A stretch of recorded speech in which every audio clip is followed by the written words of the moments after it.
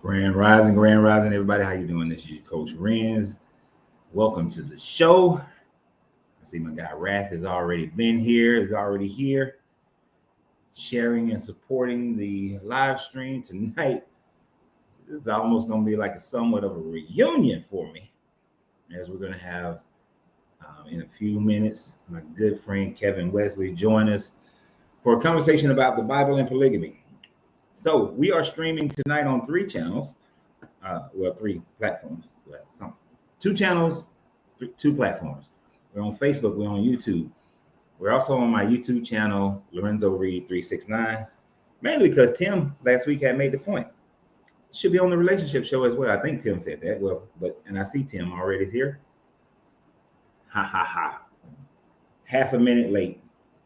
That damn Tim. Y'all be on me. I can't even get mad at y'all. All right. Oh, all right, Lawrence in Ghana, because I ain't gonna mess up the rest of your name. You know, we give about 5 minutes for people to get on. Also got, like I said, a special guest that's coming on tonight. So I hope get him set up before we get to the 5 minute mark. But I look forward to tonight's conversation. Polygamy in the Bible, and then we just want to talk about polygamy in general. And it's like a really another control of Christendom and society, how it moves, and we develop our own thought processes. Chad said, I give you East Texas vibe. I'm in San Antonio, so I hope that helps. I'm in San Antonio. Got another hand roll that my wife made. This is the Brazilian wrapper. So Dwayne, as we waiting this little conversation.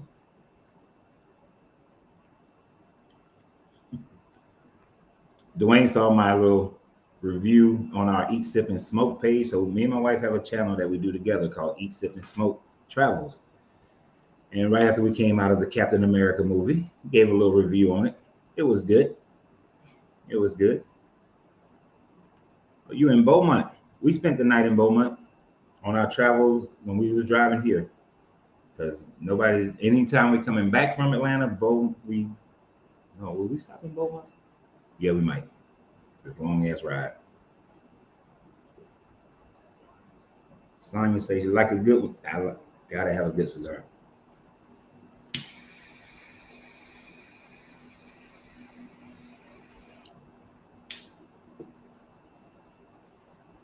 No matter what channel I ever do, there will always be a cigar involved.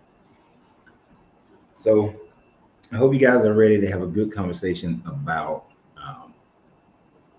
what are we talking about? Polygamy. Now, I got my ventilation system going on in here, but I can't put my foam up right now, simply because I have to use this mic so that when Kevin comes on, I don't have to use a microphone. I can't use my other mic, but it's good to have everybody here. Like, share, and subscribe to the page. You know, for those who support the channel by being a member, like Dwayne is a member, that's why his name comes up green on Facebook, YouTube, Facebook has subscription holders. Appreciate everybody who donates to the channel that way as well. Look forward to having a good conversation tonight.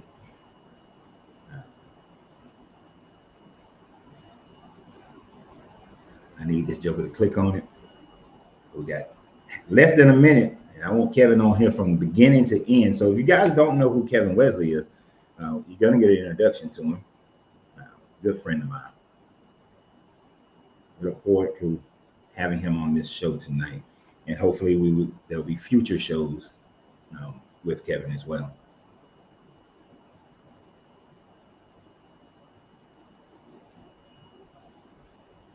Angelina wrote a good cigar, y'all. She wrote a good cigar. I hope everybody had a lovely weekend, Valentine's and all. I started to do a video about how Valentine technically is a Christian holiday that got romanticized by Chaucer and Shakespeare. But Valentine's Day was actually started because of a who it became Saint Valentine's was beheaded by the Romans in 290 for doing unlicensed marriages since Christianity was illegal. And since it was illegal, him marrying people got in trouble, got his head cut off. But it didn't become the romanticized version of Valentine's Day until Chaucer and Shakespeare romanticized it, made it about love and people coming together, and then Hallmark got their hands on it. So Sean been buried in the snow. See, one of the reasons why I'm leaving Texas late this year is because next week it's supposed to be in like the 40s and the overnight 20s. Can't do it. What's up, Victor? How you doing? Let me check something real quick. Make sure everything's good to go. Good to go. Oh, I ain't mean to do that.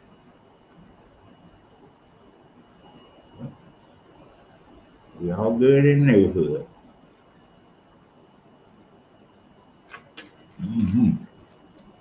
See, when it's cold next week, I'm gonna be pissed. Well, this week, the rest of this week, 71 tomorrow. Might go play some golf. I'm gonna be pissed after that. -1, we don't do -1s. Sean, you need to move. You need to move. Tam Tam, Grand Rising.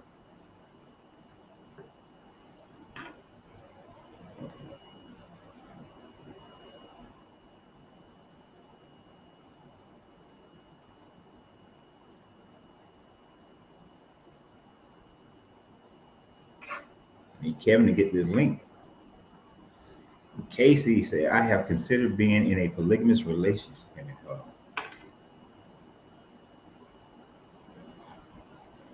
Casey said, I have considered being in a polygamous relationship. Do you think it would be as successful as a monogamous relationship? I think a polygamous relationship can be just as successful, if not even more successful than a monogamous relationship. Of course, it's relative, like all relationships. Every relationship is relative to the people involved. But having, I don't know, Casey, if you are a man or a woman, but having 6 degrees in Illinois, having that another person to balance things off with, and the economic building of it, the emotional building of it, that's all helpful and beneficial. Like as a man, I know that I cannot take care of every emotional need of my wife.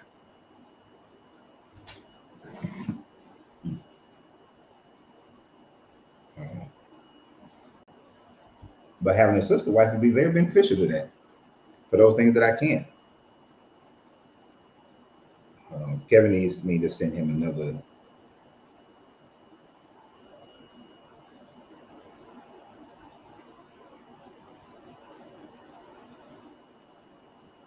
Because he wants to use his laptop.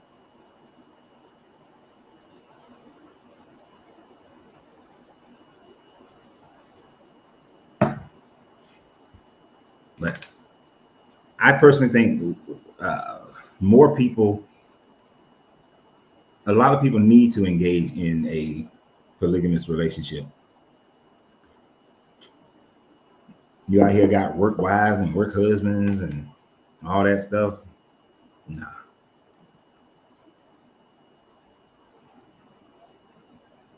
What's up, Hector? Glad to see you together again. Glad to have him. Glad to have him. He's getting set up right now. He's getting himself set up right now. But yeah.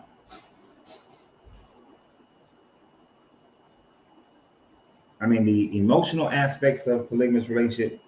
See, most people, like Kevin did a very good video earlier today where he was briefly talking about people just thinking it's all about sex, and it's not. the emotional part, the financial part, the family part, the unity part, is the relieving of certain stresses part. There's a lot to it.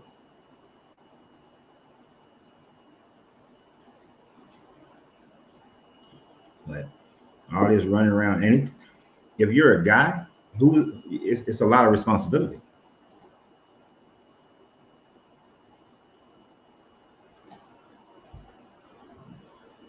Look, Quinn, glad you're back. Glad you tracked everything down.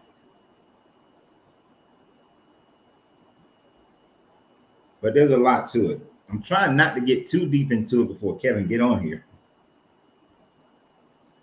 But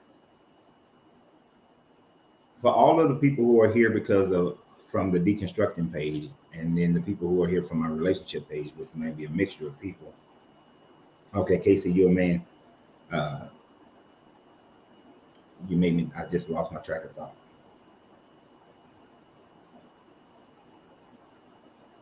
Pennsylvania.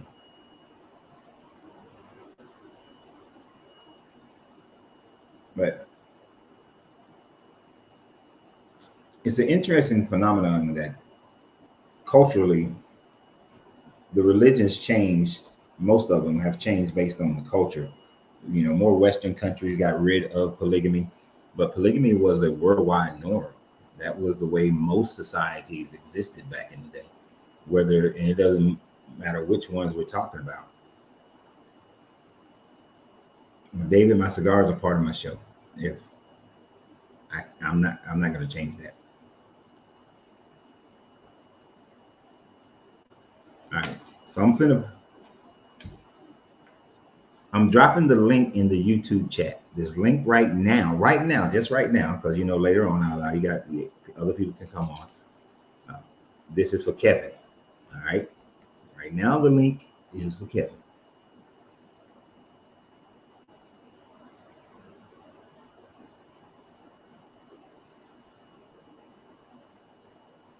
So nobody else click on that link right now.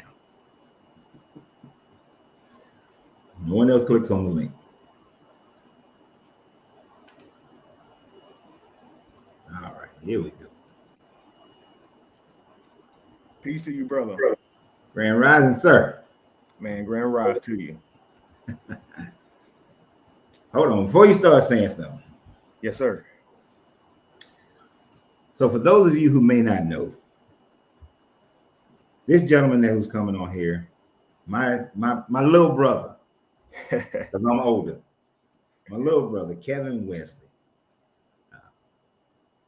I'm gonna let him talk about himself as an introduction, but you know, first and foremost, even though he's already known, I've said this many times before, about what year is this? 2025? Yeah, so about almost 10 years ago, I met this gentleman. We met online, so to speak. He was being hazed, death threats, all kind of things going on in his life from people who just didn't like his decision. But I made a video just to support the brother. He didn't even know who I was. Yes, sir. And then he gave me a call and invited me onto his show. We had such a great dialogue in that first show that for about a year, 2 years, it was like 4 or 5 nights a week. But it is through Kevin allowing me to be on his platform that allowed for my platform to grow. So I want to thank you again. Yes, sir. And then over the years, you know, we've built a friendship just based on personalities and trust. Nobody trying to do anything, take anything from anybody, just on trust and just being there for one another. So yes, I always appreciate him. I always paying attention to him. I'm gonna slap him in the head because last time I was in town, he didn't answer my texts and nothing like that for me to come up by the house, but it's okay. I was doing something, I'm sure. We've talked about this. Yeah. But this is my guy. This is my brother, Kevin Wesley. So go ahead and if you want to, however you want to introduce yourself, introduce yourself. Yes, sir. Thank you so much for that, brother. And you know, there's really no words, man, to describe our friendship, brother. As much as I've helped you, you've helped me. you're right. In the beginning, the world was coming down on me. And then I saw your video. Why does the world hate Kevin Wesley? Or what makes them so upset with Kevin Wesley? And you were just giving so many good points. It was as if you had been right there with me and understood the walk and everything. So just in hearing that one video, I understood that you had went through an awakening yourself. So I don't even think I was the catalyst for your awakening. You were much more known, much more knowledgeable than I was. Probably worlds more knowledgeable than I was in the just on the subject of religion. I think you woke up years before me, I believe, and so it was just something that was very comforting to me, man, to see somebody who's going through that, who was conscious, who was practicing life and living it well, and they understood exactly what I was going through. So I did have you on the show. We had a great build, and it just took off from there. Here we are, years later, still friends. You haven't just been there as far as a friend, bro. You've talked with me by my side. You've done events with me. We've traveled the world together. you see what I'm saying? So so much, man. And so guys, just so you guys know, Lorenzo and I have talked about doing some things going forward in the future too. So hopefully we'll get to that real soon. But I'm really eager to have this build with you, bro. This is short notice, but I'm so glad to just be able to have the build with you, man, anytime with you. I'm laughing because the subject matter was decided last Wednesday, and every day I kept saying, "Oh, I got to call Kevin. Oh, I got to contact Kevin." Oh, okay. But this days just go by, and you're like, "Oh, okay, I get him tomorrow. It's 10 o'clock at night. It's 11 o'clock his time. I can't text him this late at night." So, yes, sir. But we here. You was able to make it. I appreciate it. And tonight we're going to talk about polygamy in the Bible, but mostly the do's and don'ts of polygamy, the growth of polygamy, the benefits of it, how to make it great and how to mess it up. And as a man, how you lead it, how you deal with it. And I know there's some religious aspects of it that people are going to have a fear of it, and cultural. So, first I want to state that when people look at no matter what religion they're coming from, in the beginning stages of pretty much every religion, polygamy was the norm. Not that everybody had polygamy, but polygamy was the norm for the majority of the society. Most of it was arranged, but thankfully we're in a time frame now where people have choice. But you would have grown up thinking that that's the norm, just like people do now in Western cultures. But as cultures move, they tried to re-justify why Jacob had 2 regular wives and 2 slave wives, why Abraham had Sarah and then also had a slave wife of Hagar. But throughout all these people, they use Solomon the most to say, this is why you shouldn't have more than one wife, because Solomon messed up. But Solomon didn't mess up because he had more than one wife. He had messed up because of what he was doing, right? And people like to jump on that. Well, Adam and Eve was the only ones, and that's why it's only one man, one wife. But if you believe in that story, there was only one woman for him to choose from, so it wasn't even an option. But as we see every other patriarch or judge or whomever, David inherited Saul's wives and then got a bunch more wives. So throughout the whole process of whatever religion a person believes in, there has always been polygamy. And I would dare say, and I would imagine you would agree, that for the most part, we are worse off since polygamy has went away. Yes, sir. And like when you look at the main group that kind of messed up polygamy for the Western world was the Romans. But with the Roman, it was the idea of, I got my wife, but I got slaves that I'm just having sex with. I got other women that I'm just having sex with. And that mentality is what has continued throughout society. And I know they were doing it because they wanted to make sure their inheritance went to their one child. Their one line, I should say. Yes, sir. As we've gotten away from that, we lost the connection of having family. We got so many, and it's going to be a little bit different from your perspective and my perspective. We got so many single mothers out here who would benefit from being a polygamous situation. Mm-hmm. We got so many financial struggling marriages that would do better in a polygamous situation. We got at my age, at 52, and there not being small children involved, or will be small children involved. It would be more about late age financial security, late age emotional support, late age trauma reduction and stress reduction, you know, to build for the next generation. Absolutely. So there's some differences in there depending on where your situation is coming from. So you have the floor, sir. Yes, sir. Beautiful way to open up to. I think we're on the same lines as I see how polygamy is beneficial to single mothers as well. You know, widows, and like you said, in your older age, taking care of women who are now too old to work and things of that nature. Polygamy has been a useful style of dating. I hate to even call it that. It's really a lifestyle, and we've tried to make monogamy the acceptable lifestyle. And let me just say this first of all, guys. We're going to be coming from some scriptures today, I believe. And obviously, I think you guys already know that Lorenzo is conscious. I am too. All of these religious texts, in every book, really, I believe, are always trying to make accommodations to man's natural behavior, right?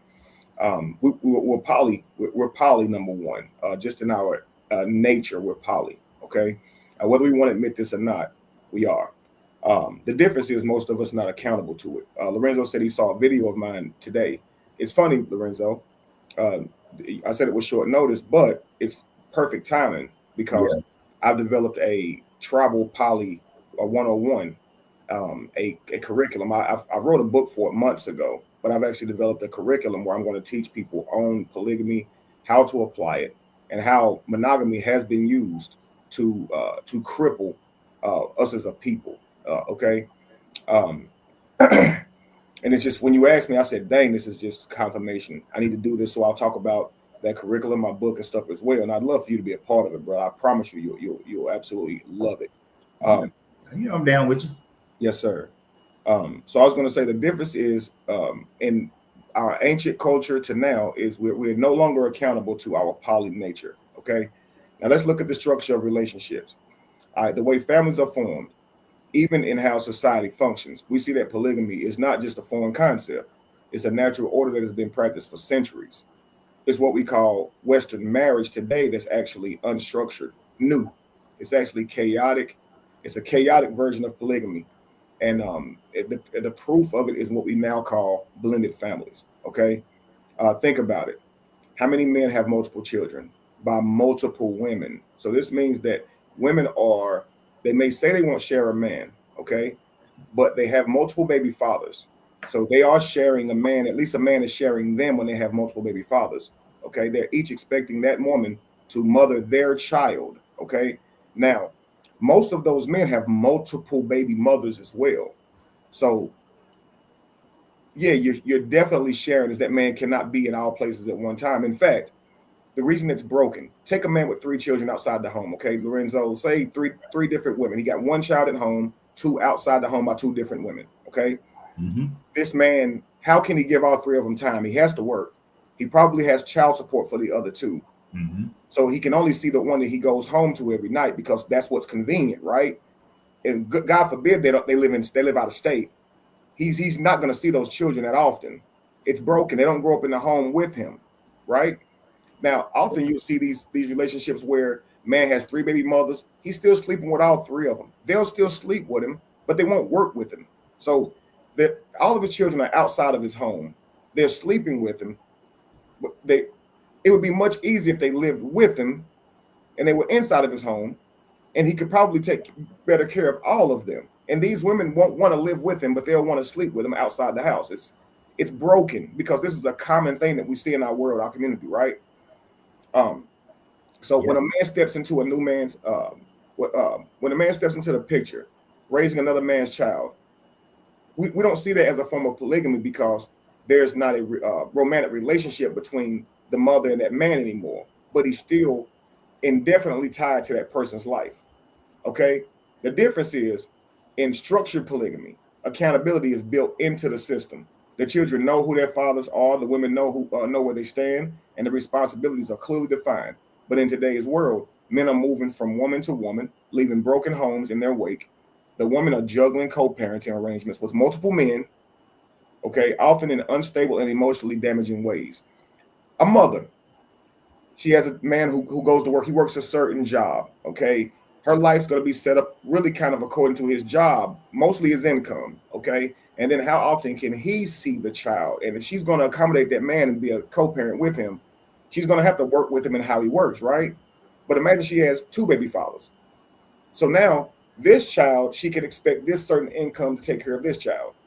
This child, she has to expect a different amount based on what that man makes. Right. You understand? He also can see the child at different times based on how often he works or his own convenience too. So now that's 2 children that you have to explain why their fathers are interacting differently in their lives. Why this man can do more than that man can do. Why this one comes around and that one don't. Right? Imagine 3. You understand? This is why it's still a broken home, because those men could still be there very much for their child, but because that mother is having to explain to him why your world looks so different than your brothers or sisters, they still going to grow up with the mentality of a broken home. You understand?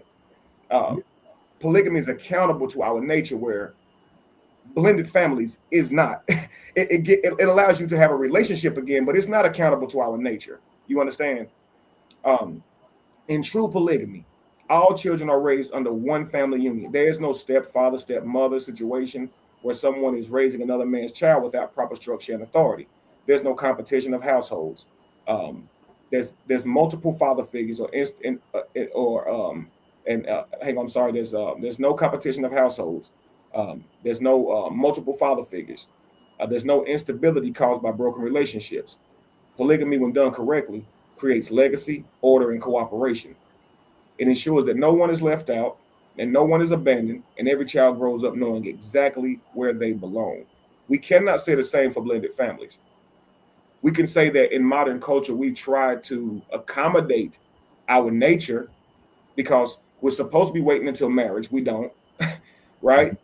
And if we don't wait until, traditional marriage, going to the courthouse, being with one person is supposed to be marriage, according to the Bible. Okay, even if you take away ritual, right, and tradition, sleeping with someone makes them your wife or husband. This is biblical, right?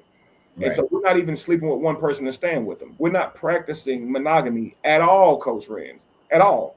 And so it's the world of children that's born out of wedlock.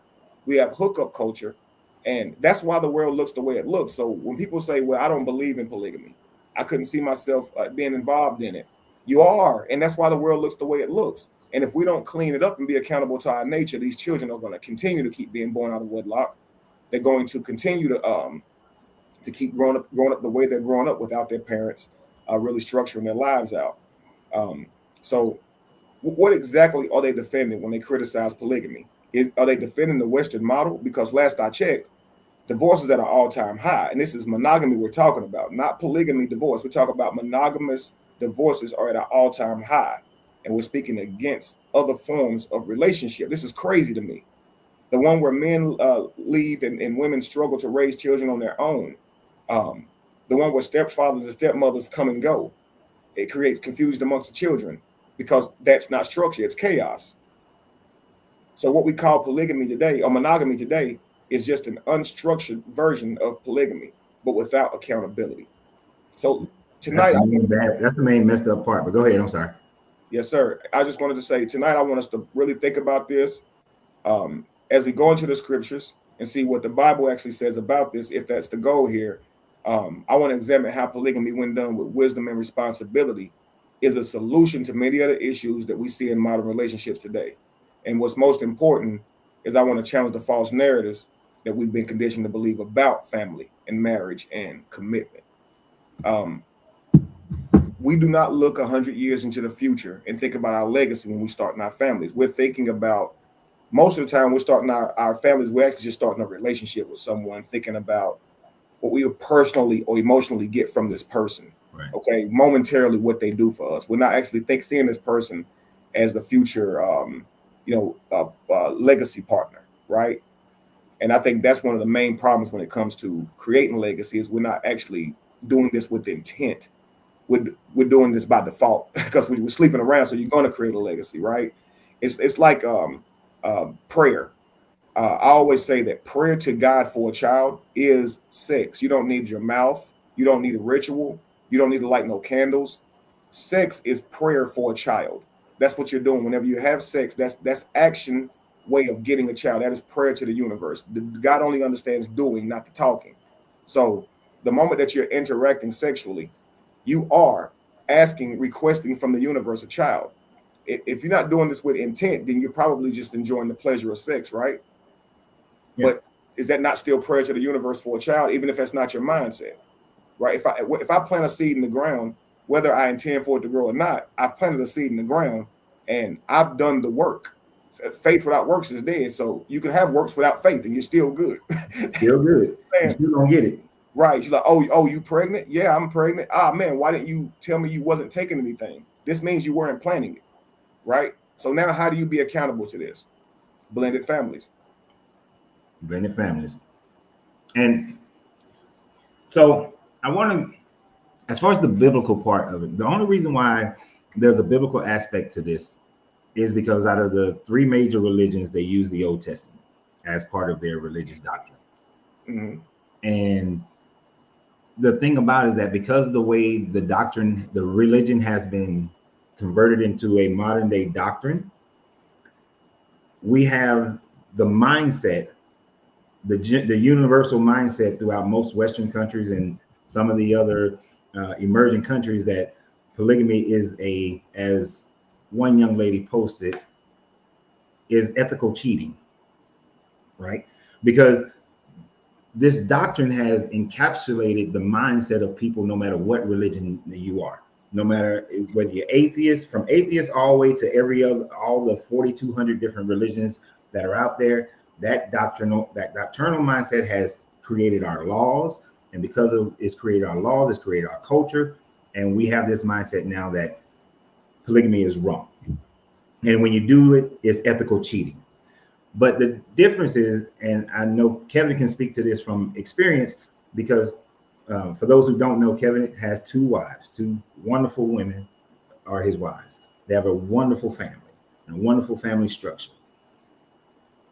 It's not cheating at all because everybody is well aware of everything that goes on within the relationship, so there is no cheating. As a matter of fact, 80% of all marriages that end because somebody had an affair without the other person's knowledge. But when you're in a polygamous relationship, you know what the situation is, however the dating goes within the marriage, is however those things are set up, the communication is completely there. So nobody is left unaware. Nobody is getting mad because you went on a date or you was at a restaurant or you bought some flowers for somebody or a gift or went on vacation, whether you do separate ones or together ones. No, there's no cheating at all. But that Western mindset from a religious point of view has created, when people look at it today, they're relegated down to ethical cheating. But that is so far from it. And as a man with two wives, is that even an aspect of the thought process between your wives? Not at all. And I'm going to show you guys how in some cultures things aren't even a word. Okay. She called it ethical cheating.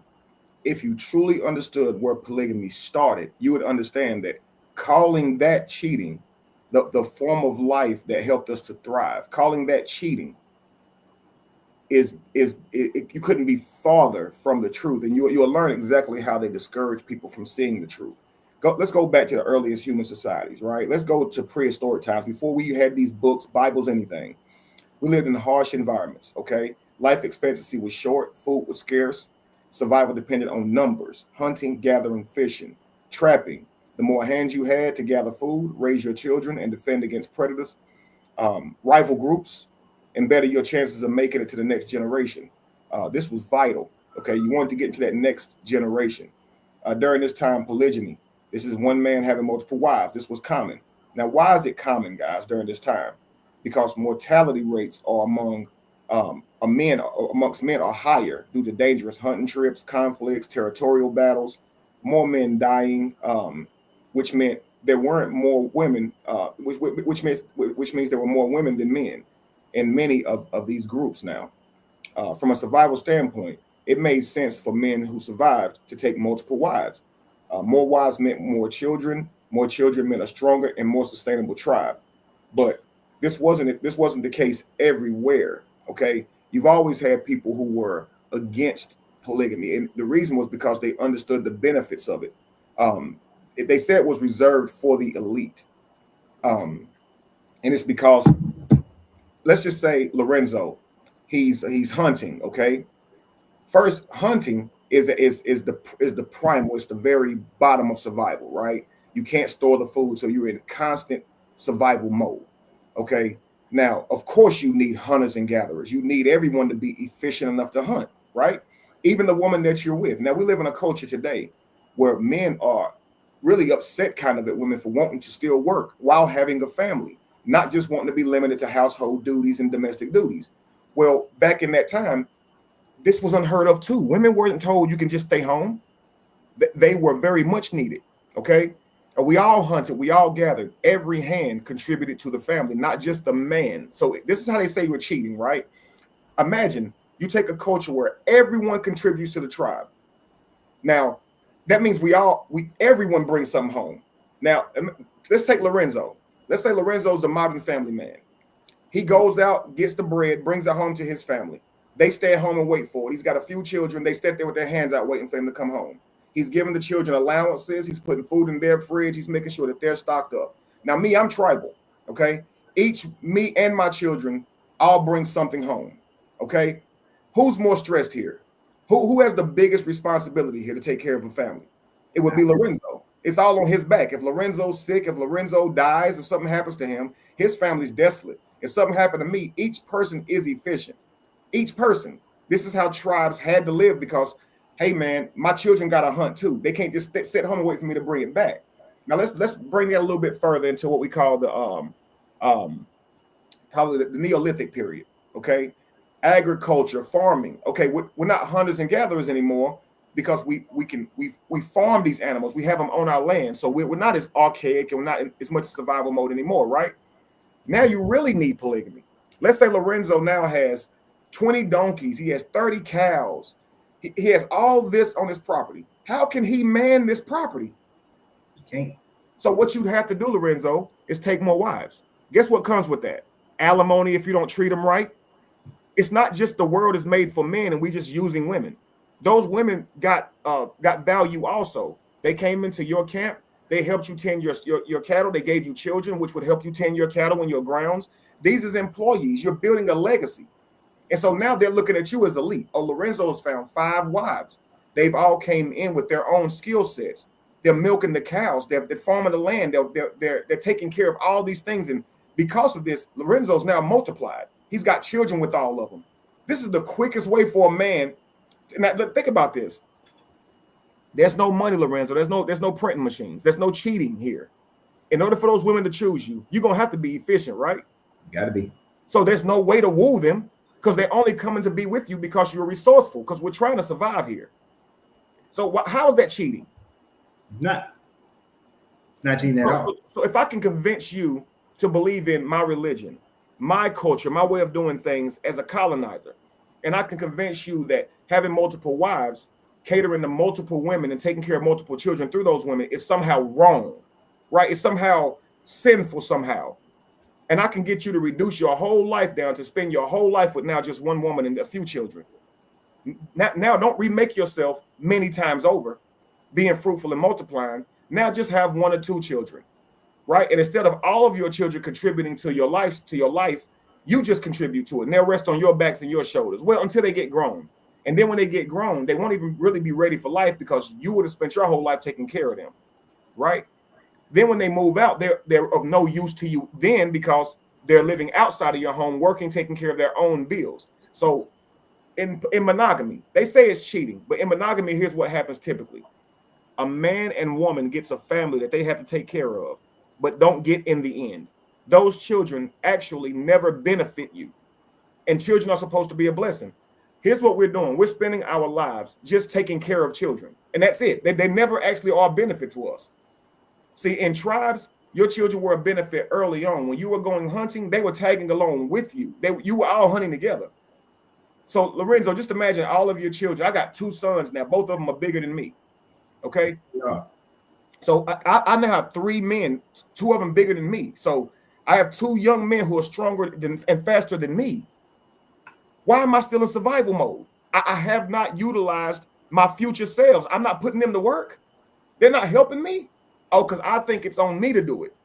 Right. Who's winning in that? Who's winning if I believe in monogamy? The person who's domesticating you. The colonizer wins. The one, yeah, exactly. Your he would not want you building huge families, bro. He would not want that.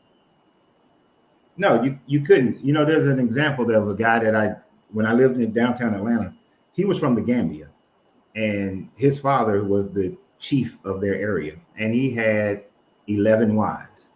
Mm-hmm. And this young man had like 36 brothers and sisters. But they all lived together, grew up together, and to put it in modern times, when like 3 of them came to America and they all did business together, and the whole family structure, the whole family has grown financially. They're more stable. They, you know, when his mother couldn't provide him all the emotional support that he needed, he had his other mothers, you know, the aunties who were there providing emotional support. He had other brothers and sisters that he connected with. And of course, he had older ones and younger ones.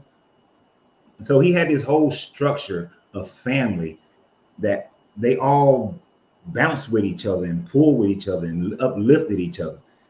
In our world today, you don't get that in the polygamous situation. It is just you, your mama, daddy, and your brother and sister. That's it.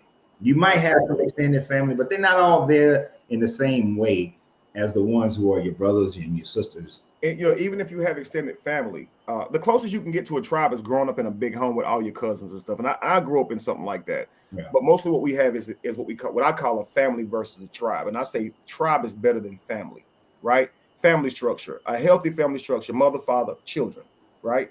Notice I didn't say grandparents. Right. Ain't that crazy? We've already, because they say cling to your wife and forsake all others, right? This is crazy. Why? In tribe, would this be part of your culture to tell your tribal member to forsake all others just because they forged a union with someone? Why would you forsake all others? We're now more a unit connected than ever. You're married now. Why are we forsaking others, right? So that's crazy, right? So you're no longer intrinsic. You're forsaking others. That's not how you're supposed to do it. And this is what I see. This is what I say. How family structure is so different than tribe. Mother, father, children. They live in a house on a street, but the next door neighbor is a mother, father, children. If it's healthy, right? That next door neighbor may just be a mother, right? And there's no common culture on that street. How you think is how you think. How your neighbor thinks is how they think. Across the street from you, they got their own thoughts and beliefs as well. So there's no societal culture. That's just your household, right? Now, what happens is now you send your child off to a public school, which is a melting pot of what we call families, right? So now your child is in school with how you train them, but their children are in school with how they train them too. So now you got all this coming together, and there is no uniform training. It's just a bunch of different melting pots of beliefs and how people are raised, right? So you send your child with the mindset that we're going to be abstinent. We're going to wait until marriage. We're going to do this the right way. Okay, this is their kindergarten year. Okay, by middle school or high school, their mindset is totally flip-flopped. Okay, they now believe it's somewhat of a rites of passage that they have to do this now, even to be considered a grown-up or adult to fit in, whatever the case may be. They've now completely undermined and devalued what you taught them about sex and relationships and taken on what their community taught them in school, right? And this is what goes out into the world and continues to shape our world, because we live in a world full of families, not tribe. Now, you take other cultures where they all teach the same thing, right? The neighbors talking the same. right? The whole school is talking the same because this is something that we all teaching. This is much better. You understand? But the family as we know it today, even with the mother and father present, is a broken home simply because we've already discounted the elders. Elders were more valuable as they got older. In families, were less valuable. So Lorenzo, you get older. You've already used your back, your sweat and your tears and your blood to raise your children, but you're getting older. You cannot do the same output as you are old as when you were young, right? So isn't it crazy that your children and wife may see you as less valuable? Now, Hank, this crazy part is in everything that you've done, you've gained experience, wisdom, know-how. You could probably do it twice as fast, using less the energy because you've done it a million times. You don't got to hunt the deer. You can set a trap now. You don't got to go fishing. You can throw a net now because you've learned all these different things, but you're less valuable. Yeah, no, that's not the right. The wisdom that you can teach children can elevate and transform them into the future, literally time travel them. But now you're less valuable. Yeah. Where you'll spend your life is a rest home, retirement home, outside of your family's house. I mean, I'm serious. If something happens and you don't have a wife in your older age and you need somewhere to go, most of our children aren't letting us come home. Let's be real. No, they're not. And most of them can't afford it. And I was just thinking a good example of the kind of structure when you're saying how like every state in America looks very similar, except for Utah. Utah looks incredibly different. And although it's starting to wane and change now, more so where it's starting to look more like the rest of America, the concept of, and even though I disagree with the religious aspects of it and what had happened,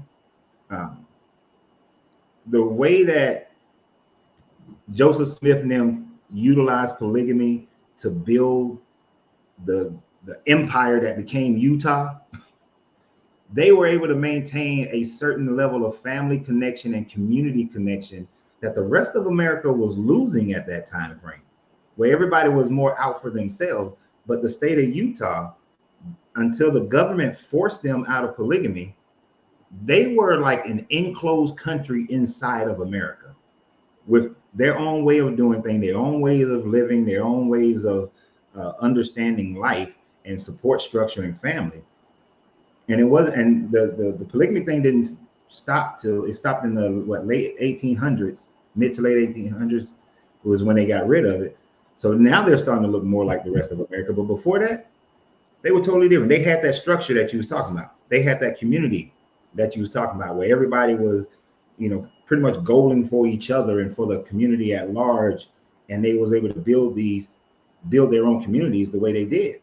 And even to this day, you got your Brigham Youngs and you got universities, you got cities that are definitely controlled. The politics are all still controlled by them. They were able to do that and come together instead of everybody just out for themselves. Absolutely. And polygamy was a huge part of their ability to do that. Whereas our ancestors, in America, when you got freed from slavery, it was like, just do the same thing that they've been doing, that everybody else is doing. And we just stayed broken up and had what somebody used the term undocumented polygamy earlier, where people just accepted it.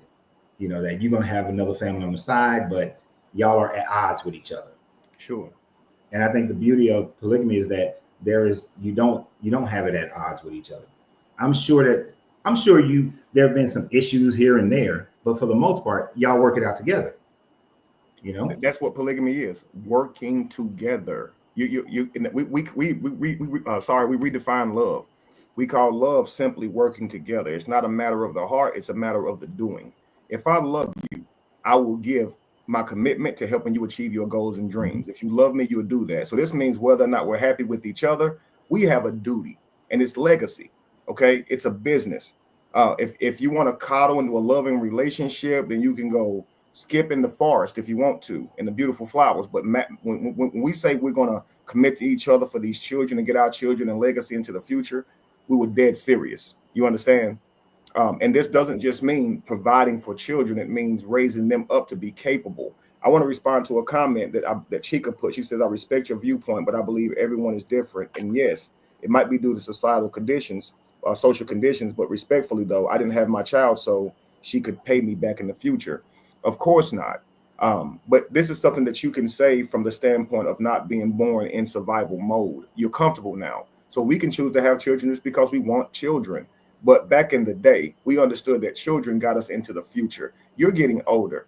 You're not going to be able to hunt and gather your whole life. So you have to have children to further your legacy, further your line. If you go back, look at today, Lorenzo. Chores, our way of life has become way easier, right? If you want to wash clothes, you can just throw it in the laundry machine. Dishes, everything, right? Imagine walking miles just to go wash your clothes out in the pond or the lake, and using a washing board and all these different things, and having no running water. Chores were not as easy. As we grow, we're going to need help. And so imagine this. It's not that your children are paying you back. It's that you are teaching them to be functional in society.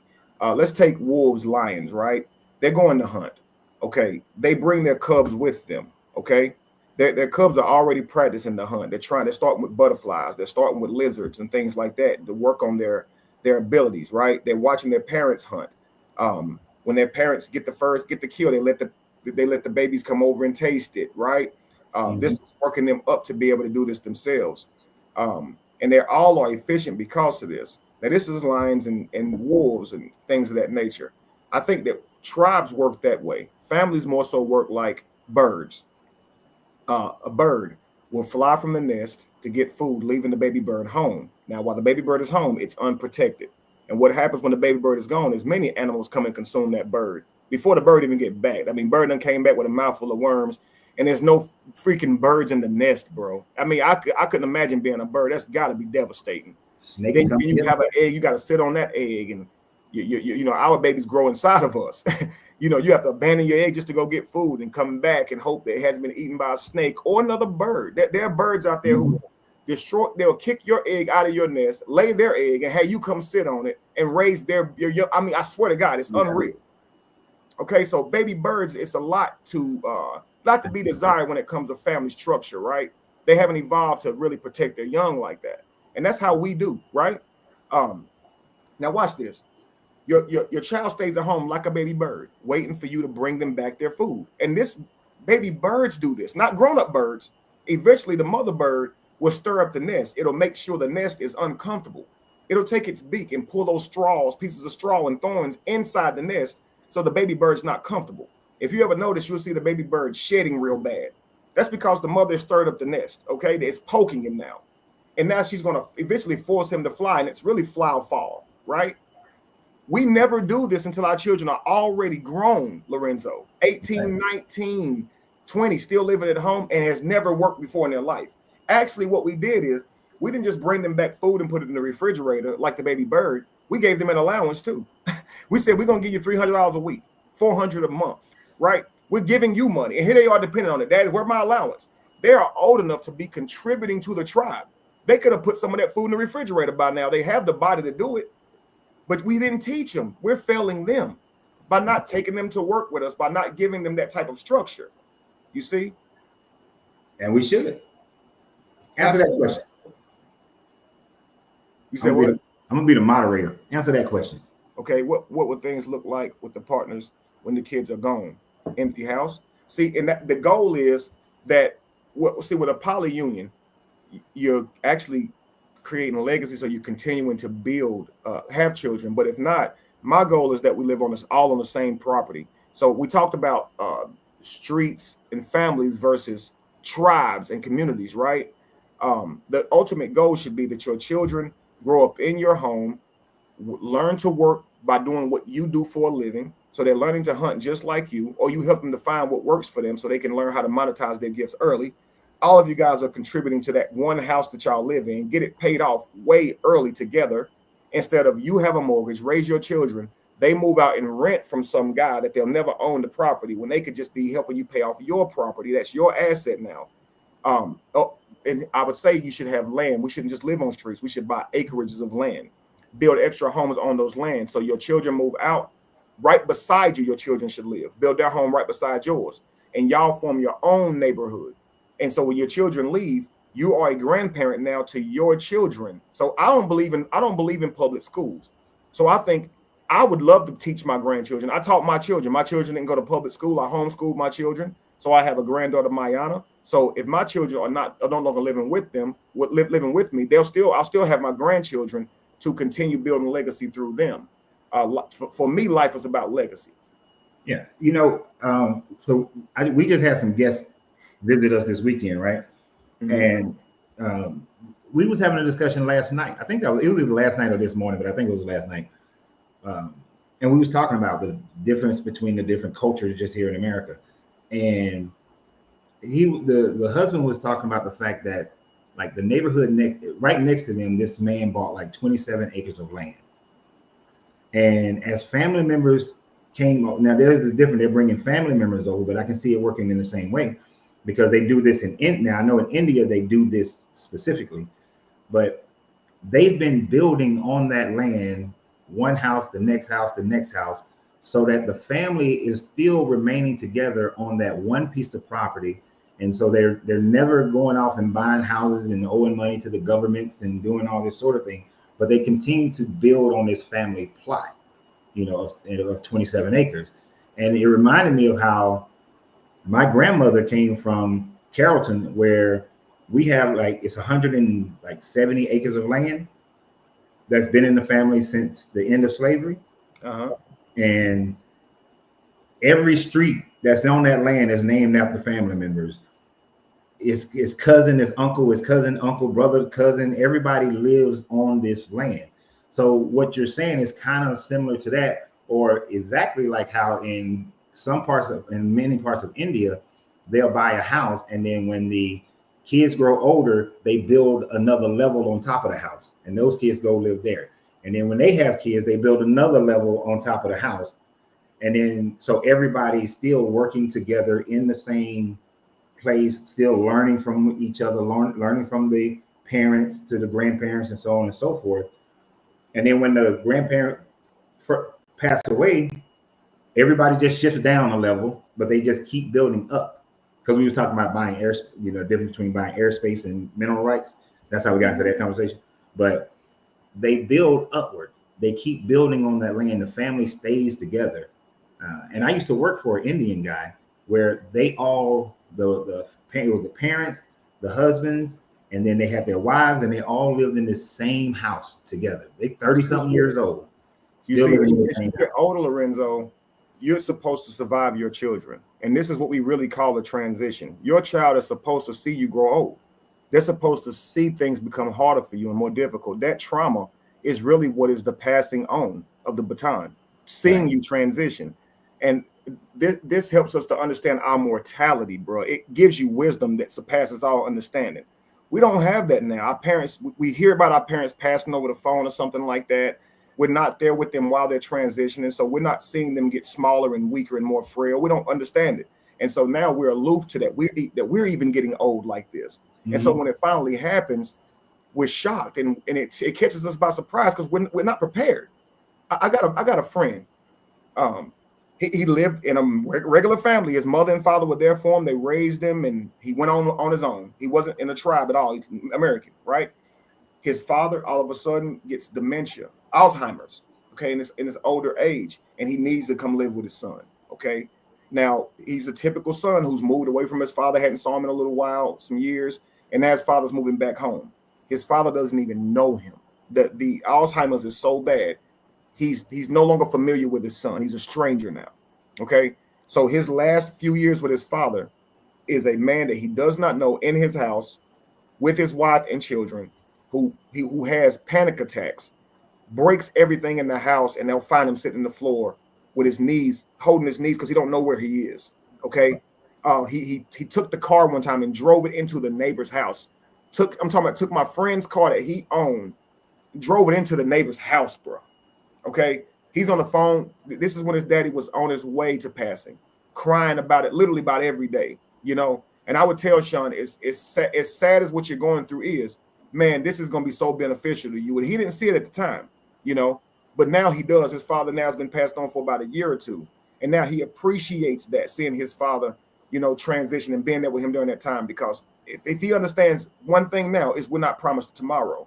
And your brain, as sharp as it is, may not even be there in your old age. We often think about our physical strength, your physical strength. So, okay, when you make it to older age, you're hoping to have your wisdom. But what if you get something like that? You can't still teach your children. It's sometimes it's going to be too late to go back and fix what you didn't teach your children. You may not even have it anymore. So when I say we're failing our children, it's in those earlier age when we are strong men and we're getting it with our bodies, that we're not literally displaying that for our children. We're going to a plant working for someone, and our children are going to school, bro. They're not going with us. Okay. If we can manage to be entrepreneurs, where our children can learn to make money the way we make money. You walk into a Chinese restaurant, you see that little 9-year-old boy come up and take your order. We're thinking, oh, this is extortion. This is wrong. He should be playing video games. No, he should be right where he is. And see, you're looking at holiness, and you have a problem with that. So he can't take an order. Why? Because he's 8. That's his mama's store. It's his daddy's store. This is exactly where he should be. That's where it should be. He'll start off taking orders. Then he'll start making orders. Before you know it, he'll be a cook. So your children are your employees. Next, they'll be your associates and partners. Then they'll be the business owners that you pass your business to. That's his company. So you can say he's been working the front desk of his own company since he was a child. Yo, he's gonna know that job through and through. Ain't nothing you're gonna be able to tell him. Yeah, you see a lot of that in the Asian community. Where they give us they get what they call it orientation.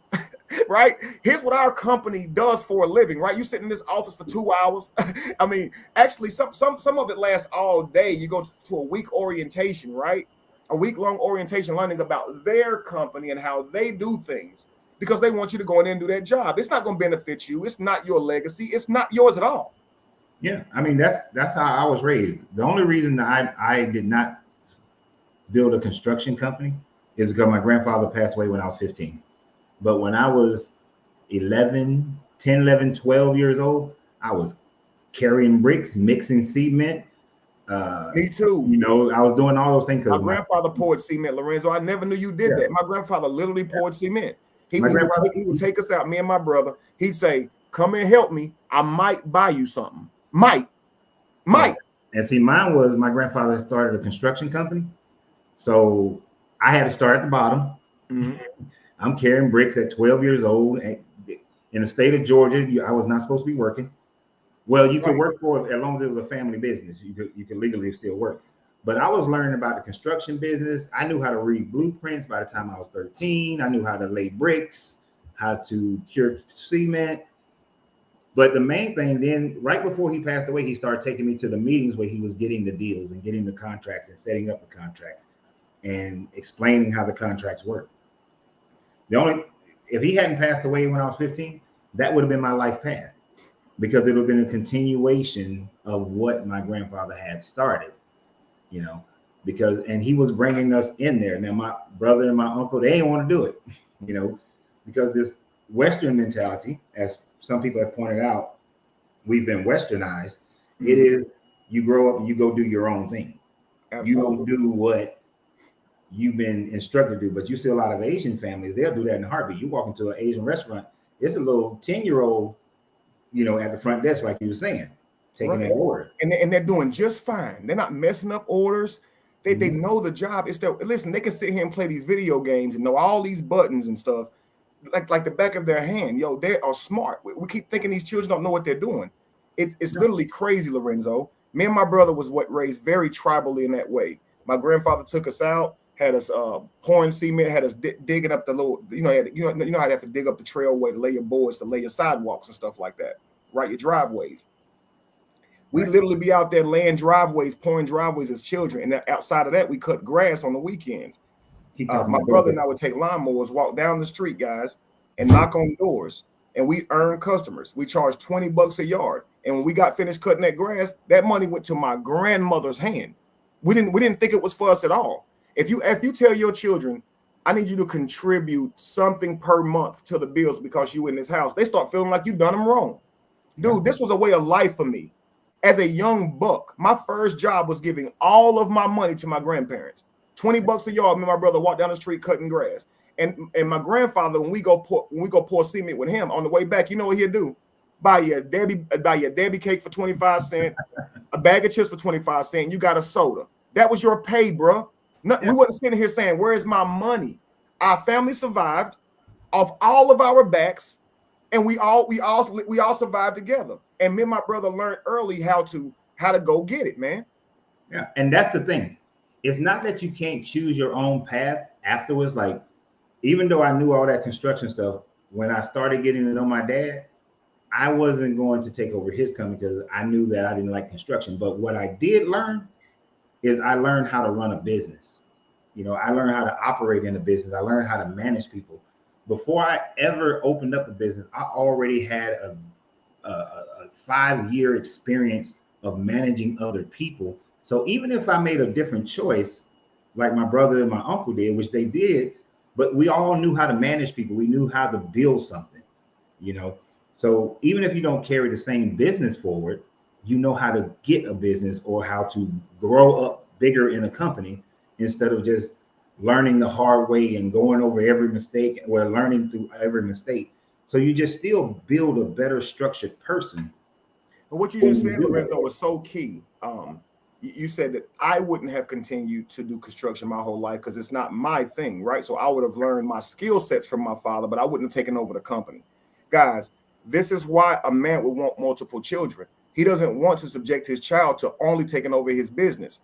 He has multiple children because they all may not choose to do that. So he can only hope one of them will actually take over the company.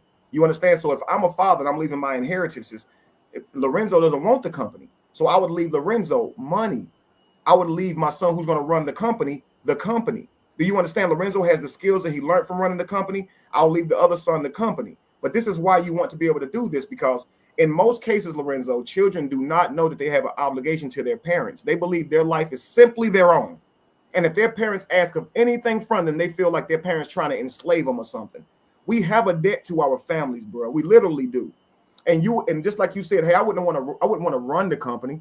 Not in the end, because that's not what I want to do. But I would give those years to my father to learn everything that he knows and be there as much as he needs me, right? But if he says, hey, son, leave New York City and come back down here and run my country farm, you're probably saying no, okay?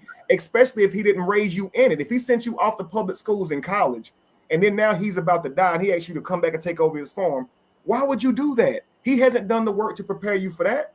See, a man's got to earn his own legacy. We think the sons do, the daughters do, right?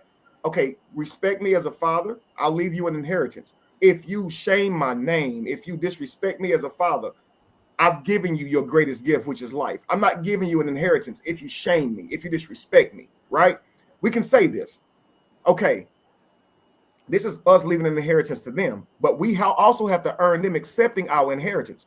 Why would they want your company if you didn't spend time with them for them to earn how you like to live? They don't even care about your farm. To them, it's getting their hands dirty. This is your way of life, and to them, it's breaking their back. They don't want to touch that damn cow. You didn't raise them in it, so you didn't earn it. And now you're dying, and there's nobody to take over what you spent your whole life building. Just think about this. And you say, well, if you look at culture today, we don't think nothing about. We're just having sex, bro. We're not thinking about creating legacies to take over something you've created, because most men out here having sex ain't earned shit. We're just out here trying to get some sex. So that we're not doing this with thought in mind. He hasn't earned anything, so he doesn't feel he's risking anything. So he'll give his seed to anybody. By the time he's old enough to understand what he has done, he's given his seed to 3 or 4 of the wrong women. He's planting his seed in all types of wrong ground. And this is the same thing with women. By the time they get it, they've already had children with fathers who don't want to be fathers, men who don't want to be fathers to their children. And it's almost too late now. It's because we're not getting this understanding early in life. Right. Yeah, hookup culture, Sean. Listen, most of us, Lorenzo, I'm 42, Lorenzo. Do you mind me asking how old you are? You know I'm 10 years older than you. 10 years. Lorenzo, 42, that takes you back to 82. So that takes you back to 72. 71. Right? 71. Ain't that so? Okay.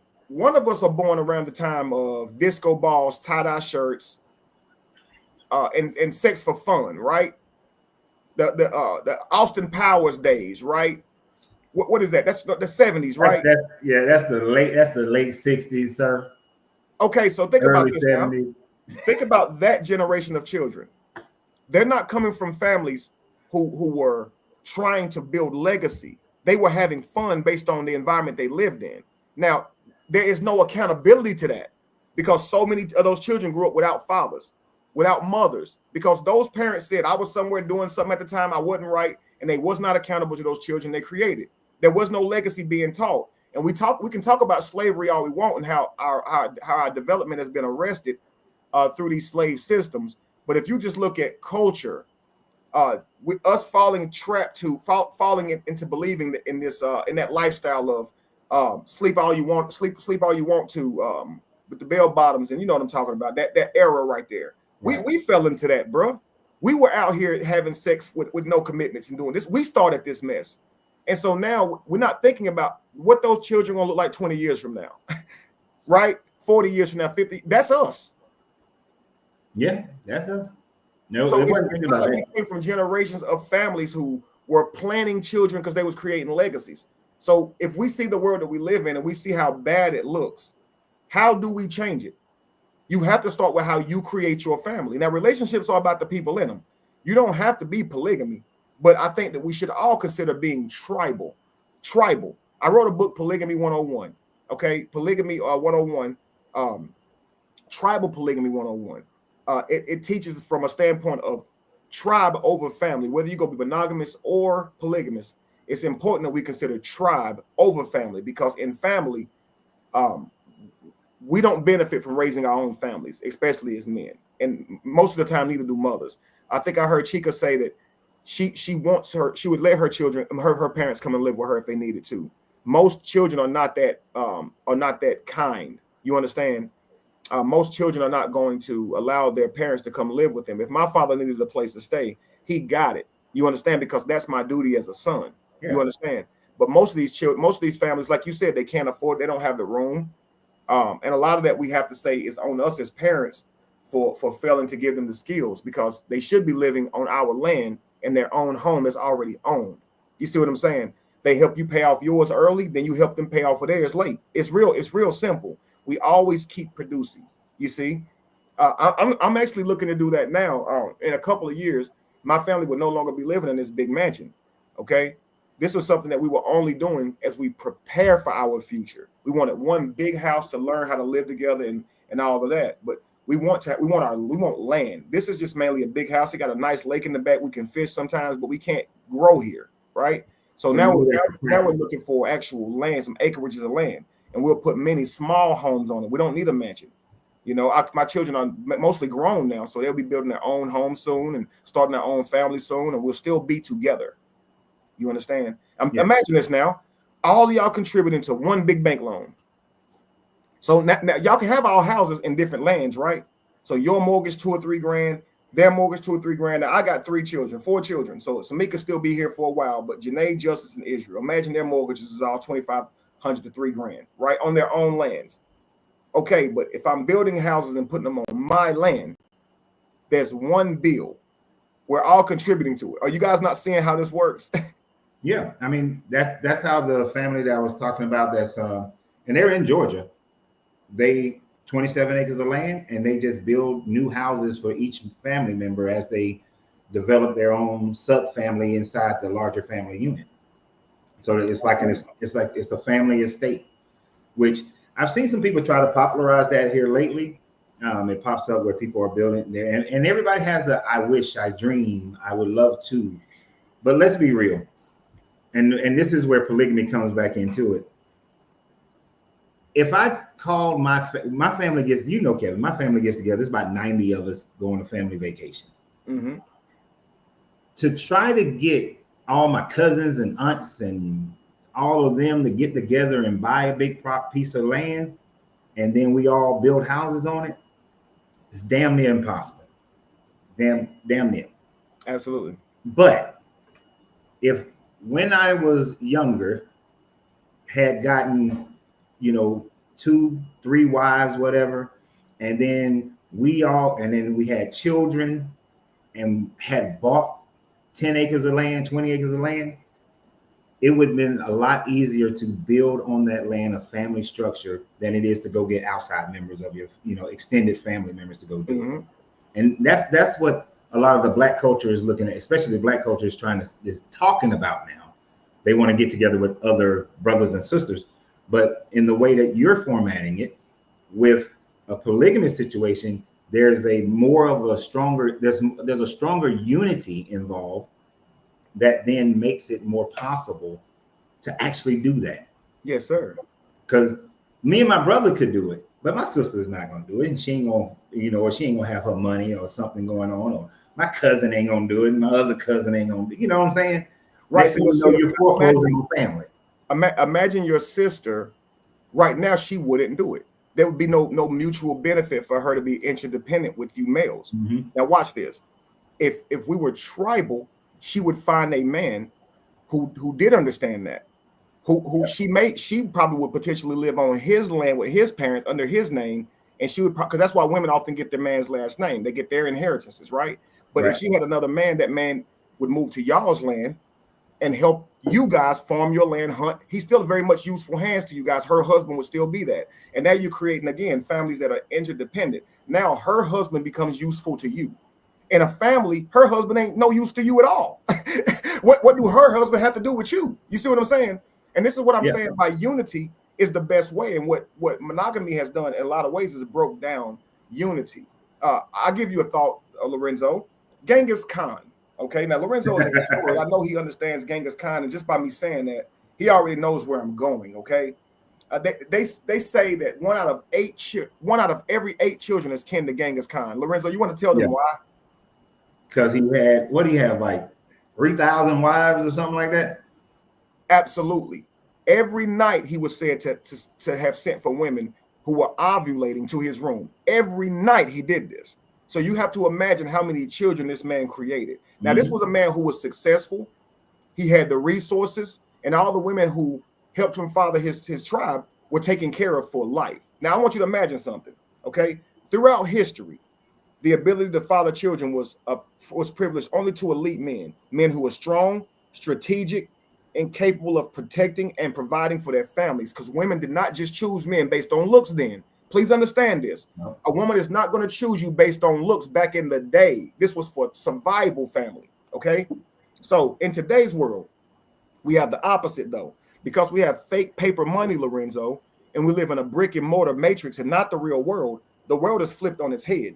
Instead of strong, disciplined men shaping the next generation, it's often the weakest, least responsible men. They're not at work. They're out here smashing our wives and children. I'm serious. They don't have a mission to go out here and create a legacy. They're at home coming by and sleeping on our women's couches, bro. Borrowing money from them and driving their cars when they're at work. Okay? This is who's fathering our next generation now. So it's often the weakest, least responsible men who father most children.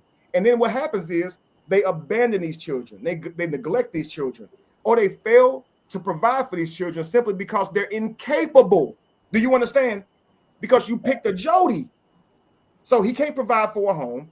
So now you have a broken home. It's struggling. You have a mother out here who can't depend on a father, and children who grow up without guidance or structure because this nigga don't know what he's doing. Now, this is what y'all choosing now. I hate to get real with y'all. Imagine if this were reversed. Imagine if only strong, capable, visionary men were chosen by women. Now, women now, they'll line up for an Usher concert. They'll line up for Genuine. They'll line up for these men, showing you proof that they will deal with this man, okay, in quantity because of what this man has. They'll do it. It's proof. Yeah. It's proof. Look at how they date when they're single. They'll date men simply for their resources. They'll have them logged in their phone as telephone bill, light bill, or food, showing they are resourcing multiple men at the same time. When they're single, women will have multiple men resourcing them. This is why for men, it's harder to get women to settle down now. Lorenzo, it used to be this. Men would knock down as many women as he could until he got a woman who forced monogamy on his ass. Yeah. Now you have a man trying to force monogamy on a woman, and he can't afford her, okay? Because what she gets from all these guys in unison while she's single, you can't make up for in a relationship. And you're going to want her to cut these guys off. So you can't ask for money from Reggie no more. I don't want Tyrone sending you rent money, okay? I don't want Carlos sending you money no more. Why would she cut them off to be with you, bruh? Oh, you understand? And this is what they're thinking about the moment. This guy can get me this, but they're not thinking about legacy.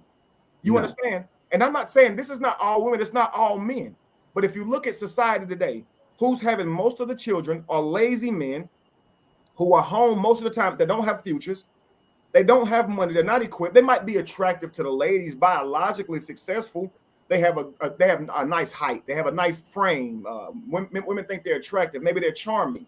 But because women are not really taught how to choose men, they're choosing men based on chemistry, bro. Yeah, he's attractive. Oh, he's tall. Oh, no, you're supposed to look for somebody who wants a legacy too, who wants a family too, who's mature, who's going to stand there and be with you if you get pregnant, and not abandon you. And what's happening is they're giving all these men who are not worthy of their wombs, bro. They're giving them access to their wombs and giving them children, unworthy men. So flip it on his head. Let's say women say we're only going to choose men who are worthy, men who are focused on the future, who are going to leave a legacy, men with a vision, men who care about family and structure. Imagine those men created children. Now, Lorenzo, the only way that happens is through polygamy. 4 if we're lucky. We're good men. What's that? Say it one more time. Me and you might have 3 or 4 children if we're lucky because we're good men. We're going to be faithful. We're going to be loyal. But the bad man, he going to have 6, 7 children by 6, 7 different women. So he made 6 or 7 children. You, the good man, only made 2 or 3.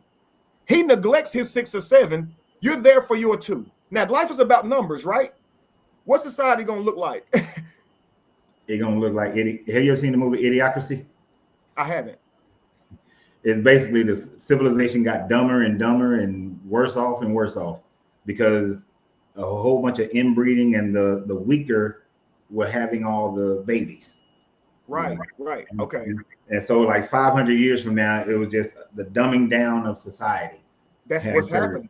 So idiocracy is, I'm gonna look that up. And then Resolutionary Man says, and likewise, men are choosing women who are not worthy. Absolutely.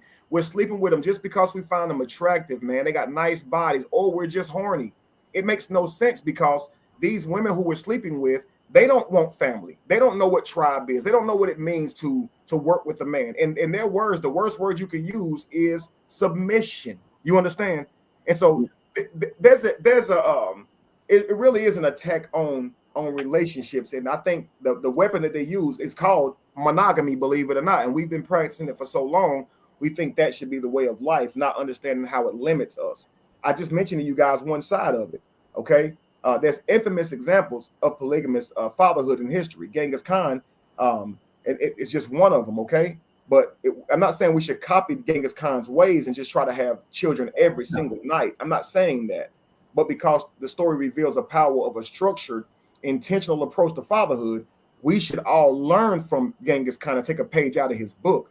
He chose women with good genetics, women who understood what fathering his future legacy would look like. And he chose those women based on that. And he's had more children than any man ever in history that we know of. Now, you might call money success.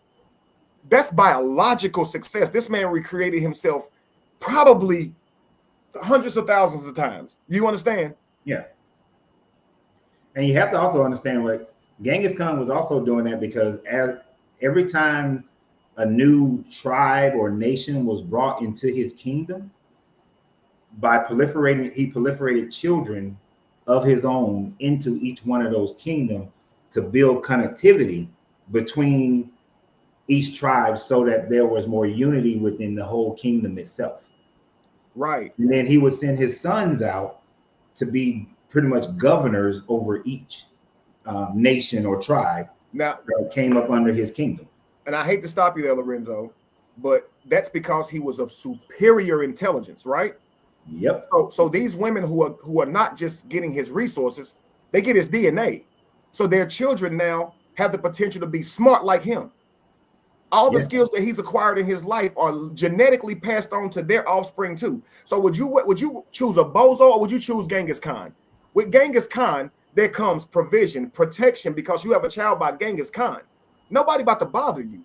The officer's gonna make sure you straight. Your whole life changes. Not just that, you have a child by Genghis Khan with the potential to be him. Listen, y'all, if you talk about just his influence alone, his empire was not just about warfare.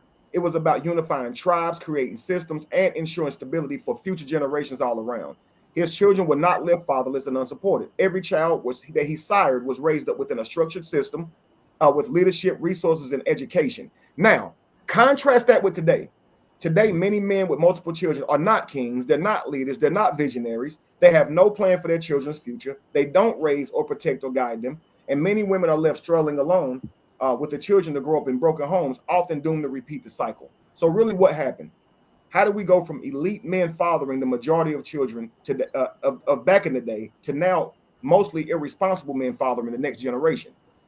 How did that happen? The answer lies in modern dating culture, the absence of structure, and the failure to vet men properly and women properly before allowing them to reproduce. Because there is no rites of passage, there is no culture, there is nothing that we have in place to help us learn how to treat each other just to function in a healthy freaking relationship, bro. Most of the time, you got pimp culture that ravaged the black community. So in the black man's mind, having the most sex makes you the most manly. Not how long you can manage your relationship. When I was a child, I was a man because of how many women I had sex with. Yep. Not how long I could be with the girl. Yep. None of this is helping you build up for managing a family. So all those flings is actually giving you bad habits. That's not going to teach you anything about longevity, man. So what should be actually praised in our communities is how long you dated this woman, how long you able to hold this relationship. Oh, so how many relationships have you had? Say a guy's 25. He tells you he's been in a relationship since 17 and he's still in that relationship. That's something to commend. Say he's 25 and he done been with 30 women. What's up, player? He the man. He be knocking them all down. Yo, this is showing you that the way our actual culture is, it's actually enabling negative things, not positive things. You see? So we should have been, women early on should have been learning how to choose a capable man and what that looks like. If he's not in shape, if he's not already working to own something, this man is not sufficient for nobody's mate, because these are the number one duties of a man is discipline, protection, and providing. Same thing with the woman, bro. If a woman is lazy, she's already just obsessed with herself.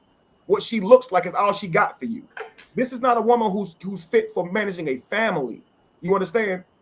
You actually do want somewhat of a woman who's saying, I do want to work. I do want to go out and help with my family. I don't see why men are saying, nah, I want you just sitting home. No, I want you to be an asset to your family as well. If you're easily replaceable, that's a problem. And a kept woman is easily replaceable. She is no benefit to her home. You understand? Yep. And so if we're trying to survive back in the day, absent the brick and mortar matrix we live in today, if we lived in the ancient world, Lorenzo, you're going to want a woman who's proven through rites of passage that she can hunt. She's won many archery contests. She's shown that she can throw a spear, that she can hunt and gather. Yes, she's cute, but she's good for nothing if she can't do that stuff. You see what I'm saying? So when you bring the deer back, if she can't skin it, what use is she to you, bro? If you got to bring it back and skin it and cook it and go back out tomorrow and get it, what is she doing? It makes no sense. This is why so many people have the mentality that polygamy in today's world would be the woman is sitting at home doing nothing while the man is going out and working to provide for the household. And this is when they'll say, if a man can't afford to do that, then he shouldn't get involved into polygamy. Again, perverted form of polygamy. It's not about being able to afford it. It's about everyone working together. And that's what family should be about, period. It's sad that, listen, my son asked my daughter, I got a girlfriend, you got a boyfriend. How come I don't ever have money and you always got money? My daughter said, it's simple. I got a boyfriend and you got a girlfriend. Boyfriends give money. Girlfriends take money. Bro, get used to the skin that you in. You understand? And that just shows you how messed up it is. That's how we think relationships are about. A man giving and a woman receiving. Listen, man, relationships that build families are about both parties giving to that family. That's what it's not a give and receive. It's not. And that idea is broken, bro. It is sad to see this. And you know, that's what, so like from my perspective, at my age, there's not going to be any new children coming along. You understand? Mm-hmm. So And I've seen a lot of comments that this would be relatable to those comments, because like for some of the young ladies on here who are closer to my age or older, got kids already gone and grown. And as far as how the structure goes back into teaching the next generation. So let's say there's 3 or 4 ladies on here and they're all in Texas. Since I'm in Texas, I'm gonna use that as an example. If the 3 or 4 of us came together in a polygamous state now, what we would do is get that land and that house, and because we're already economically bringing in our own money, right? We would then combine it together to work together to buy the land, buy the house, develop, and maybe even develop additional businesses to bring return on investment and continue to expand and buy more land, I got grown kids, maybe they got grown kids, maybe one of them don't have kids, however that goes. But what those kids would see is that even at our ages of 50, in our 50s, we were able to come together and build something that neither one of us would have built on our own, or we would have struggled like nobody's business to build on our own, you know? And so it's like, why go through the struggle of trying to do this when we can do this together? And then what we show our kids is you don't have to do it this one way that society has told you to do it. There are other ways. And it's not about, oh, I got these 3 or 4 women and they like my slaves or some bullshit like that. No, we are working as a unit. Even at 50, you can work as a unit to build something that then your kids see it. But even if the kids don't ever get with the understanding of it, their kids see how grandma and grandpa and them did it, where the grandmas and the grandpa did it, and were able to build out this legacy that they get to then benefit from. Absolutely. And maybe for that generation, they recognize, I don't have to do it the way everybody else is doing it. I could do it a different way. And I know people keep asking, what about a woman getting with multiple men? For me, if there are multiple dudes that want to get with one woman, that's on them. If they decide that, that's fine. Now, and I'll tell you this, guys, there were some situations where that worked, and culturally, a lot of how we behave, family, wasn't because we were just making up how we wanted to be. It was because we were trying to survive, and because we started off in survival mode. Polygyny is how we did it. One man with multiple women, because we can have children faster with multiple women than you can with a woman with multiple men. She can only carry one of those man seaters at a time. But if you go back to, let's say, no, wait, you don't have to go back. There's actually a Tibetan culture that they live up in the mountains of the Himalayas, and because of where they live, and absolutely, food is not as plentiful. They actually, one woman will have 3 husbands, right? You know, so that they can overpopulate and overconsume their resources. Absolutely. And so now, let's in that particular situation, right? You're saying one woman going to have 3 husbands. This is going to slow down reproduction, right? Because you have little resources. So multiple husbands now would be the goal, because it slows down resources. It slows down creating children, which would consume less resources. Because there's less resources, there's going to be a higher mortality rate. Hunting and gathering is going to be more scarce. So because of a lot of what could go on in the hunting and gathering, men could lose their lives. Women still wanted to be protected. So having another man would be efficient. And some of them had a next man up type of process. If you weren't able to give your wife a child, her next husband did that, right? And that's what's happening today. Honestly, it's just not at the same time, right? And that's why people are saying, I could never do polygamy, but you are doing it. You're just doing it in a way where we're not accountable to it. Go back to we saw the movie 300, right, with Sparta. They were accustomed to having multiple husbands, because most of their society was soldiers. Okay, so it was mostly polygynous because we needed a lot of soldiers. So a lot of soldiers had multiple wives, creating more soldiers. And this is how they had armies, right? Where do you get armies, right? You make them. You don't just go find people and say, you want to join my army, right? We know the Spartans was giving their own offspring spears at young ages and putting them to work, and they were one of the most dynamic cultures we've heard of today. So you can see how polygamy was used to enlarge their military, but the women also had multiple husbands. They often had a husband who was a warrior and a husband who worked in politics, right, doing different things. Because a lot of soldiers die at war, they had another spouse at home because they was often at war. Who's going to give them a child when they're ovulating? That second husband. And in cultures that's like this, men are not saying, well, is it my baby?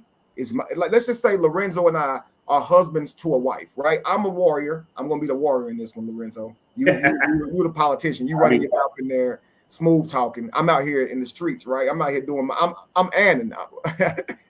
he David, okay? I'm kidding, all right? So that's how it's working. So something happens, right? I die at war, okay? Or I'm not able to make it home to give her a child, okay? Lorenzo's there. So when I come home and I see these little babies, I've been gone for 3 years, and I see these little babies running around. Those are my kids. I'm not saying, whose are those? Nah, them is yours, Lorenzo, and these is mine. No, those kids had 2 fathers, 2 protectors, 2 resources. They didn't ask questions, y'all. Now just imagine having 2 daddies who don't ask questions. They both care about you equally the same. Just think about it. 2 people resourcing you, 2 people protecting you. Yeah. And see, most people, when they think about it, when they try to look at the opposite side of it today, they're putting it in the mindset of how they may think about it, as far as how we think, who's the daddy. But if you're in a situation where it's 2 men and 1 woman, you already come to the maturity level of it doesn't matter. Yeah, you already it is. You're not focused on, is this actually my child or actually his child? Both men are saying, this is my child. If you think about this, Lorenzo, other than seeing your child's face, your face and your child's face in a tribe, how is your personal child more beneficial to you than the next person's child? Right. In no way, shape, or form are they. They all going out hunting together. So when my son and your son come up here carrying a deer together back to their whole tribe, and we all eating because of our sons, your son's just as good to me as my son. So why would I let anything happen to your son? You understand? So your son is my son too. And see, this is why other times that I've had this conversation on the live, I've always expressed that this takes a different type of mentality, a different type of maturity in order to do this. And this is why a lot of people in today's world shouldn't do it, because they have to first get to a level of maturity where they're not so concerned about bloodlines. And I'm concerned about the build, the family structure.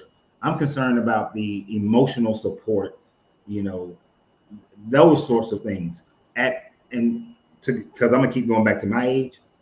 At my age, I'm thinking about, as I get older, how much pressure am I putting on this one woman to take care of me when there's 2 or 3 women? Or if one of the wives if my wife gets sick, how much pressure now is on me to handle all her issues when I'm old as shit? But like when I see some of these older, because I'm in a huge retirement community in San Antonio, a bunch of military retirees, you see a lot of these older women trying to take care of this old ass man, or this old ass man trying to take care of this old ass woman. But if there's a 5-year gap, 7-year gaps of things of that nature, you got other people to help you with that situation as you get older. Absolutely. Right. So it's not always just about what the Western mentality is. There's a lot of things that get left out and left on the table when you don't have that connection of multiple people working together, because as you get older, let's say let's say you had a wife that was 10 years younger than you. Then I'm 90, she's 80 or she's 75, and you die. She left all alone by herself.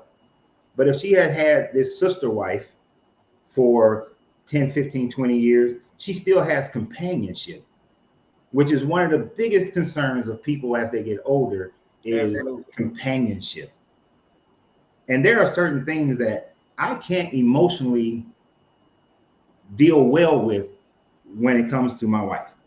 But a sister wife can. She can understand better. Or we can come together and they can help me to understand. You know what I'm saying?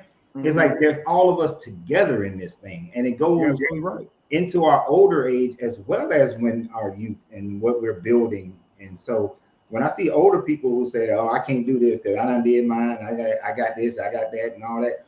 It's like, yeah, but there's some life that's coming that you would want somebody there with you, or you want somebody's there with you. You're absolutely right. And see, and that's why this is what we understood this. When you go to work, right, they have this department called human resources, right? Mm-hmm. Human resources. Humans are resources, okay? Humans, and they're the greatest resource. The humans are better than money, and the government knows this, and that's why you have a Social Security card, okay? You don't know that you actually contributing to the largest scheme ever known to mankind, okay? And so that's because the government knows that humans are resources. So if they know that, why don't we know that? You understand? Uh-huh. So a child is better than money. A wife or a husband is better than money. It's a person, guys. It's a person you get to work with. Imagine this, Lorenzo. Couple gets old. One of them gets sick. First thing that's going to be hit, finances. You got to be able to afford the hospital bills, the nurses, because, you know, if they're both old, neither one of them can probably afford health-wise to even take care of this person. You're going to need somebody, a young nurse, and that's going to cost you, right? Mm-hmm. So now you're breaking the bank to buy medicine, pay for caretaking and all of this. So now your inheritance that you work to store up is now being depleted from you in your old age before you even go. That's sometimes they say it's better to just die suddenly, bro, because you're going to spend all that money trying to stay alive, and them doctors is not going to cure you. They're not in the business of curing you. They're going to make your last few years comfortable while they take all your money from you, okay? And the children that you saved all that money for don't even get it. I promise you. Won't be it to you if you get sick. You can only hope to just die suddenly, which sounds crazy when you think about it. But that's what broken homes lead you. So even if it looked good early, it seems to cover a multitude of sins, right? Because you're comfortable. You're not sharing this person, all that. Okay, cool. It sounds good now. But just imagine this. Some women say, I can be alone by myself. That sounds good at 20 to say. But when you get 50 and you're alone, it's a little bit different. And so none of us should be like an island, okay? We always survive better together. And so if I as one man, if me as one man is left to myself, my own devices, being with another person should better my chances of survival, right? So I can survive on my own. I get a woman who can survive on her own. We come together and we become interdependent. Nobody's independent. I mean, nobody's dependent on each other at all. I can survive on my own. She can. When we come together, Lorenzo, we're supposed to work together. My ability to survive on my own plus hers. So that means we should have abundance because it's two of us now, right? Right. So, okay, relationships. Here's what they look like now. Man gets with woman, woman don't work. There's no addition. So two people working, getting together, this is addition. Right? Exactly. So this is how we know we're going about this wrongly, okay? Both people should contribute to the families they're taking on. As adults, a family is the most important endeavor you'll take on. You cannot want a family but not want to contribute to it. This is man or woman now. So the idea that you don't have to contribute to your family is childish. And I swear I wish I could smack us all on the hand because we think the dumbest stuff. So you want to create something that's going to be the most important thing that can be created, a family, but you don't want to be responsible for it. That's ludicrous to me. Mm-hmm. It's ludicrous, man. And so just as dumb as the man is for believing that he has to be the ultimate resource and provider, as dumb as he is for believing that, she's just as dumb for wanting to live that out. You benefit more if both of you guys are providing. Why don't we get that? That's number one, Lorenzo. That's just number one. Okay, now two multiply. So if you two survive on your own and you come together and thrive together, why wouldn't you teach the children that come from you to survive on their own? Why are they depending on you to survive? You're not depending on anybody to survive. And here's what we do, Lorenzo. the more we grow up struggling, the more we take struggling from our kids, thinking we're doing the right thing. So we say, because I had to struggle, my child will never have to. And then they grow up like 50 Cent, son, saying 6,000 enough, 6,000 a month ain't enough. When you're thinking, bro, what are you talking about? Most adults haven't made 6,000 a month. They can raise a family on $6,800 a month. You're a teenager saying 6,800 ain't enough. Yes, something's going wrong here.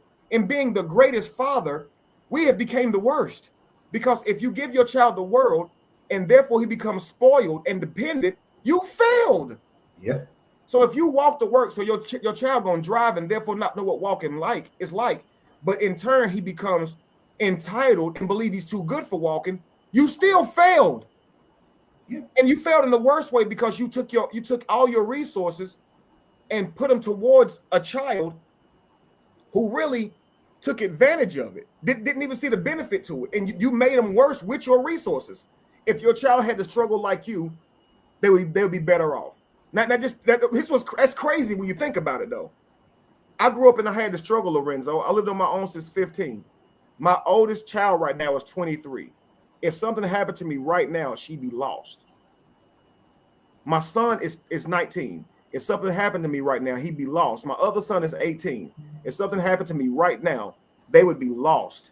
I lived on my own since I was 15 because I lost my mother at 3. You understand? My father was not there for me. So while my life was trying, I was a grown-ass man by 15. Yeah, you had to be. You understand? So me and my children are nowhere near the same. So because I've managed to give them a life that was free from struggle. And this is why I teach Poly Tribe, because I've had to do in my later years what I failed to do in my earlier years, which is teach my children how to be dependent.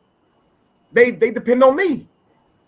You understand? And if I don't fix that, I'm gonna be responsible for making sure that they got food in their mouth or they starve, and that's gonna be on me. You understand what I'm saying? Yeah, I understand completely. So sometimes the most pure-hearted fathers with the most greatest intent can end up being inadvertently the worst because you're so good at being a father, your child doesn't get those muscles they need. They don't get to try and earn and fail because you there all the time. Yeah. You understand it? Yeah, mine didn't get to go through their trials until after they got into their 20s. Right. And most of the time I had to let it happen. I couldn't hold them, but I had to let it happen. And I bet internally for you to let that happen, to know your child needed, and you're trying to say no because you want them to learn something. I bet that was really hard, really difficult for you. It was a punch in the gut. Right, and it makes you feel like you're not even a good father. I mean, this child is grown, and you still feel. And this was crazy. Look at how good you've been to them, and that's why they spoiled to begin with. And now you're questioning yourself when you try to do the right thing.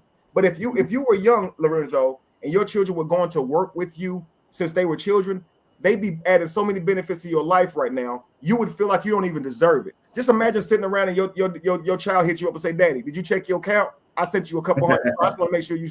I couldn't even imagine living a life like that. And see, for me, the beauty of it is, so my kids did used to come to the popcorn shop and work for me. Unfortunately, I worked them so hard that they don't want to do anything. They don't want to deal with popcorn. Barely even want to eat popcorn nowadays. But the way that they learned in that process and how to build a business and how to manage the money and so on and so forth, that I don't get hit with the "Dad, I need $5,000" or "Dad, I need my whole rent or mortgage paid." It's more to, "Can I get $50 because I want to go on an extra little event or date or something like that?" You know, it's minor things, but I let them learn how they weren't able to get everything they wanted to get because they mishandled their money at a young age, so that now they know how to handle their money better, even though one of them still struggling with those concepts sometimes. Sure, we always will. She's the one that I pampered and baby more so than the other ones. But you know, they still learn some of those lessons without. Now, I never let them fail to the point where it was devastating to them, but just enough so that they get the message, they get the understanding, they learn the lessons that I was trying to teach them, and so on and so forth. But I want to do a pivot real quick. Okay. All right. In a polygamous situation, can you I had this question very well framed in my mind a minute ago. The emotional aspects of being in a polygamous relationship. How do you handle things that may come up, like jealousies or arguments, or someone feeling lack of love or desiring to be more loved than the other person, or anything of that nature, like the emotional part? Sure. That's a good And while question. you're thinking about the emotion part, also the elephant in the room, the sexual part, because most people think it's just a free-for-all for sex. Sure. So, and Okay. handle that. Cool. Okay, so you guys, many of you guys have dated while you guys were single, right? And dated multiple partners. I'm sure you have, Lorenzo. You've dated multiple women as you were looking for someone who's going to be your significant other, right? And in dating multiple women, you learned each of their personalities, right? As they require different things from you, you became someone different to them based on what they brought out of you. And it wasn't something that you're trying to do. You're not being manipulative. You're not saying, when I go over here to Sheila's house, I'm going to be a totally different guy than I am when I go over here to Carla's house. No, Carla or Sheila just bring out of you what they bring out of you. Carla and Sheila's needs are both separate in and of their own. And you know what Carla likes, you know what Sheila likes. And this is the same. I always say we have a 3-person union, but we have individual relationships. So Lacey is far different than Jamie. Jamie's far different than Lacey. We all agreed to poly, but we all were monogamous in nature. So there was some hiccups to this, right? So will jealousy exist, family? Absolutely, it will. But how do you deal with it? You cast those thoughts down, just like you would if you were in religion. Those thoughts do you no good. Of course, your jealousy will happen. You haven't been naturally doing polygamy for long, so there's going to be a hiccup process. It's just like working out. The moment I started back working out, my body got sore. I was tired. I didn't want to do it the next day because these are the hiccups. I know being healthy is the right thing to do. I know I'm supposed to wake up every day and do this work, but doing it's a whole other thing, right? And so it's going to take some discipline. And so when you're starting a polygamous union, please know that will happen. When you go on a diet, you will hunger for those old foods that you had. This is just going to happen. This doesn't mean that polygamy is wrong. It just means that you're not used to it. So you do away with that. Here's what we do: is I do it ourselves, Lorenzo. We remind ourselves that legacy is the goal. Okay, if you have a moment of jealousy, a moment of feeling like you need some type of loving that you're not getting, right? I need to be loved on. I need this right here. This is seasonal, right? Life's going to go through seasons. Every day I'm not going to feel like having sex. Sometimes a month might go by and I'm not into you like that. I might not be romantic this month. I might be so geared to focusing on our resources that I don't have it in me. And men, for the most part, if when we're struggling, we're not overly horny. We're not. And sometimes a woman is like, what's wrong with him? Is he not into me, or is he cheating? It's nothing to do with that. We're trying to build, y'all. Yeah, we need y'all to understand that. You understand? So life is about seasons. It's understanding your partner. However Jamie likes to have sex and how often, that's her. However Lacey likes to have it, that's her. We understand our days, we understand our schedule, and we work it out, man. I haven't had an issue yet where one of them's like, hey, I want sex and I can't give it to them because it's not their day. They truly respect each other, so they don't do that. But when it comes to the emotions, like I said, which will exist, you just have to remember the goal in mind is legacy. And if you're choosing yourself, you'll get lost in those emotions. But if you're choosing your legacy, your inheritance, you will die to yourself. Yeah, your ego dies. Just as I said that. Someone says your ego dies. Absolutely. So you die to your ego and you say, I'm not doing this for me. I'm doing this for my legacy. I struggle with this more than my wives do, Lorenzo. I might want to walk up and kiss Jamie, right? And Lacey might be walking up in the room and I have to feel nervous. I don't want her to walk into that, right? Or one time we was at Dave and Buster's, Lacey and I, waiting on Jamie to get there. Knew Jamie was coming. Lacey and I was walking through Dave and Buster's holding each other's hands. Jamie walked in, and when I saw Jamie, I didn't want her to look and see us already holding hands, like we already got started without her. And I let go of Lacey's hand, and Lacey felt like she was being cheated on. Like, dang, you let go of my hand like we got caught doing something. Because it's me. I'm in my head, I'm saying, baby, are y'all sure y'all cool with this? Because they can say they cool with it, but I ain't used to this. Two women that'll let you. Right. So I'm asking them constantly, are you sure you good? Are you sure you straight? So it's really mainly me. You see what I'm saying? So let's say there's a situation like, and I think me and you talked about this once before, because that's why I've used this example. So let's say Jamie likes flowers, Lacey likes nature walks. Mm-hmm. But then after a while, and you do both for each one of them based on their personality. Mm-hmm. But yeah, I do remember this because actually Lacey told me this. Yeah. I think. But then Lacey starts like, well, damn, I see how she be cooing about them flowers. Well, maybe I like flowers now. Mm-hmm. And even though this part didn't happen, I don't think. And Jamie's like, oh, well, shit, I like them. I wouldn't mind them nature walks either. So it's been my thought process, and based on the conversation I believe that her and I had concerning it, all of us was talking though. Yeah. She was saying that you just had to say, okay, well, you like flowers now, so I guess you get nature walks and flowers. Mm-hmm. And you like flowers, and now you like nature walks. Well, you're gonna get nature walks and flowers.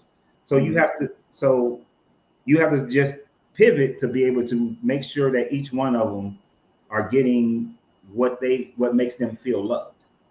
And you want that to be genuine. You don't want them to just see you walking through the park and think it's beautiful and say, "Oh, you don't do that with me." But then we get out there and do it, and they don't really enjoy that. This was just, it came from jealousy, Yeah. Or let's just say Lacey says, I actually think I want you to get me some flowers. I like how she lit up when she got them. It looked like it made her feel special. I want some. And if I bring them to her and she knows it don't create the same feelings inside of her, then she needs to say, okay, it don't do the same for me. I just, it's not the same. It's a temporary hit. I tried it, but right. You ain't got to worry about that no more. Right. So you will find yourself backwards in the relationship again. So in a monogamous relationship, they have a tendency to get off kilter, where emotions run the relationship and not legacy. Okay. This can happen when the woman is saying, I want you to buy me these nice things. The ring has to be this much. It's Valentine's Day. You have to spend this amount. Oh, I can't believe you bought me this little thing for my birthday. You should have bought me the car I wanted. So her emotions are now leaving the relationship. And this man is trying to keep up with what he thinks makes her happy, and he's spending money to do that. But you're in a tribe. You're already married. Your money's supposed to be used for your legacy, your offspring, furthering your tribe. But she's making it about gifting her. So it's very it'd be a very materialistic union. Polygamy can be the same way. If your wives are both having you do all this extra stuff, kind of like competing to get the most out of you, so they can feel the most special. The relationship is now off kilter. It's no longer chasing legacy. It's chasing emotions and feelings. And most relationships are like this, Lorenzo. Most people don't get together thinking about their legacy. They get into it thinking about the emotional benefits, right? You were texting me earlier. You used to text me every morning. You haven't texted me in the morning at all this week. And you're thinking about working and getting this job done. And she's thinking about how often you've texted her. You see what I'm saying? And so, as you can see, it can become about emotional needs. Imagine this: a woman telling a man, I found myself in the arms of another man because you work too much. So my duty is to provide. And so now my duty, which is to provide, is now being weaponized against me, and you're cheating on me because I work too much. What? That's crazy, right? Right. Which shows you life is about seasons. If you get with a man who works a lot, but he makes a lot, you're benefiting from his resources. So what that's going to mean is you're not going to get to be with him all the time, love. So he makes a lot of money. He can take you on vacations and do nice things for you, but he has to be at work to make that money, love. So there's a trade and a sacrifice to that. If you can't be loyal to that man while he's out winning the world for you, you don't deserve him. Let's just be real now. Now you might say, well, you expect a woman to just sit at home and do nothing. Yes. If you married a man like that, that's what he expects, yo. Okay, because now you're cheating on this guy who's giving you all that. Why didn't you just get with a guy who's going to be home every day and not make that money? So he can't take you on a lot of vacations. He can't fly you across the world. He can't buy you this, that, and the other, but he's there all the time. That's your type of guy because you're cheating on the guy that's not home. Right. So you need that guy because you see what I'm saying? It's backwards. And so if you're not going to value the person that you're with and to understand what it takes to be with them, you're going about it the wrong way. And that's why like I guard against when people selecting a relationship in a polygamous relationship. Although I see a lot of great benefits with it, it's the picking part that I feel is the hardest thing to do, because you got to match up 3 or more people to be able to have the right mindset that'll work for those 3 or 4 people. You know, it's kind of like when me and my wife got together, I was very transparent about everything that I expect, everything that I'm gonna do, everything that I'm not going to do.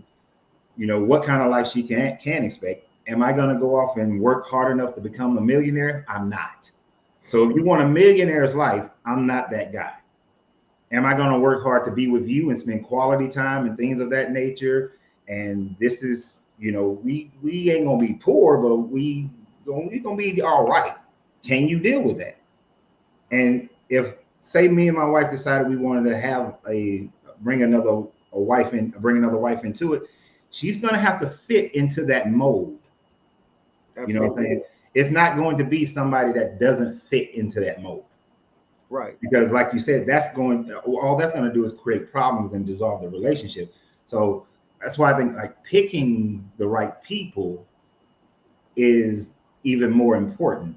Well, I believe you should have a rule of thumb, right? Like a rites of passage, a rule of thumb, something that you would, you know how some of these tribes, they have these rituals where they go dance and show their displays of strength and stuff, and this is how they choose a tribe. Mm-hmm. I think we should have something a lot similar to that. But I think it should be like, you know, based on a rule of thumb. But let's just say, for instance, you meet a woman, and this is outside of a rule of thumb, but I just want to see how you would work with this.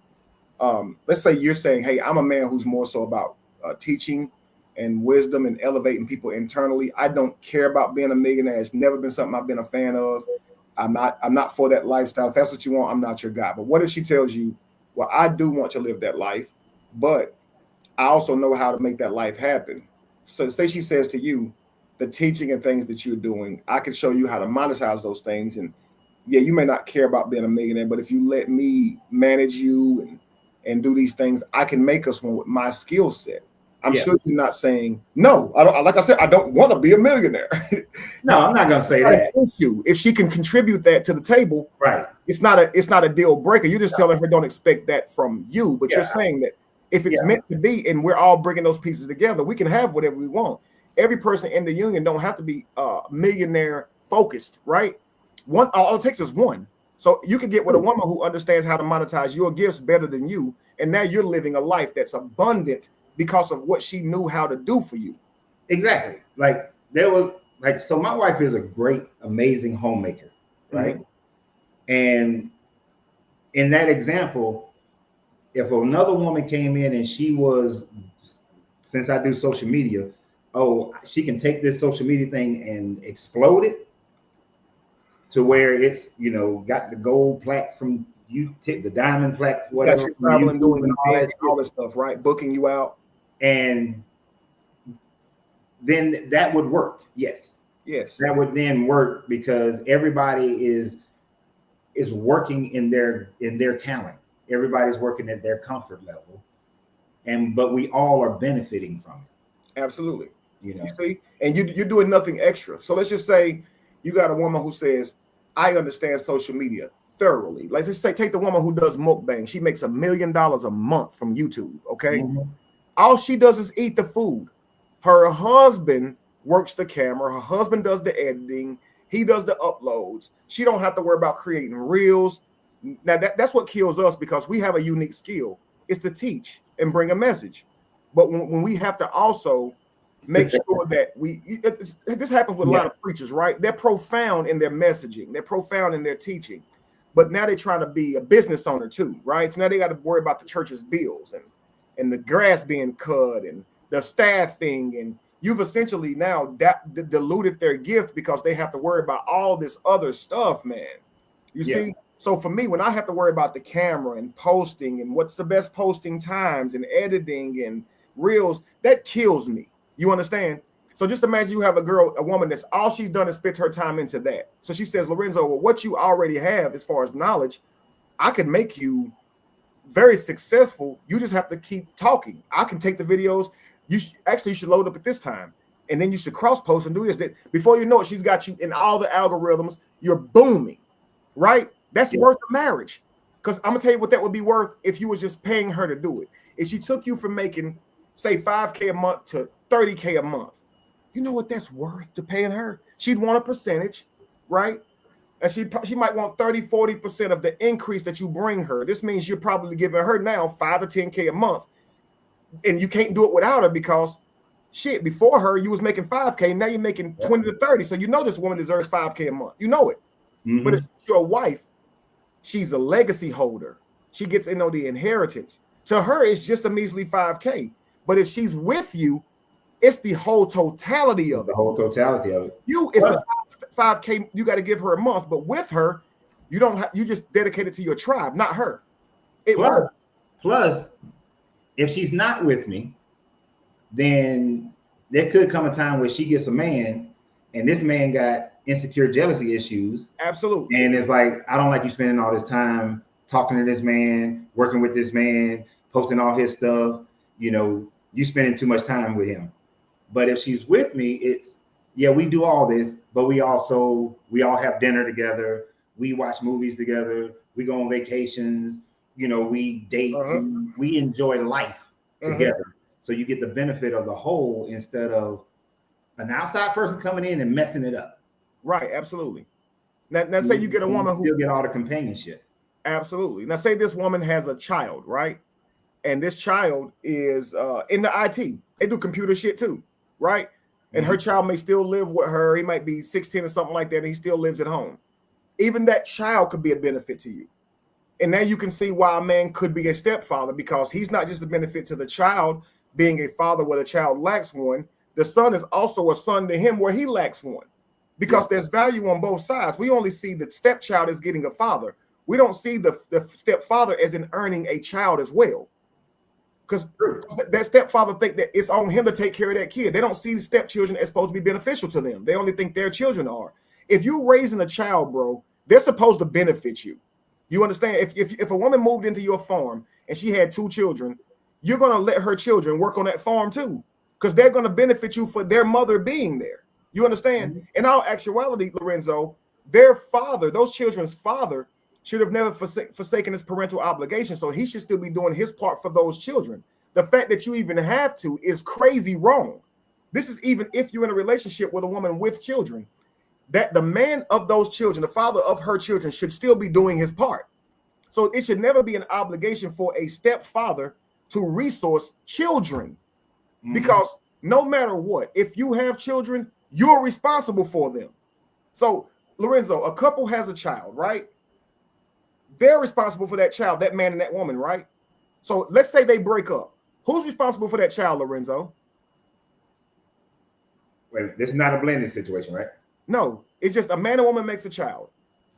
You both are still responsible for the child. Right. So what if they both marry different people? Who's responsible for the child? Well, in most cases, they're still both responsible for the child. Most of the time, the guardian is going to be the mother.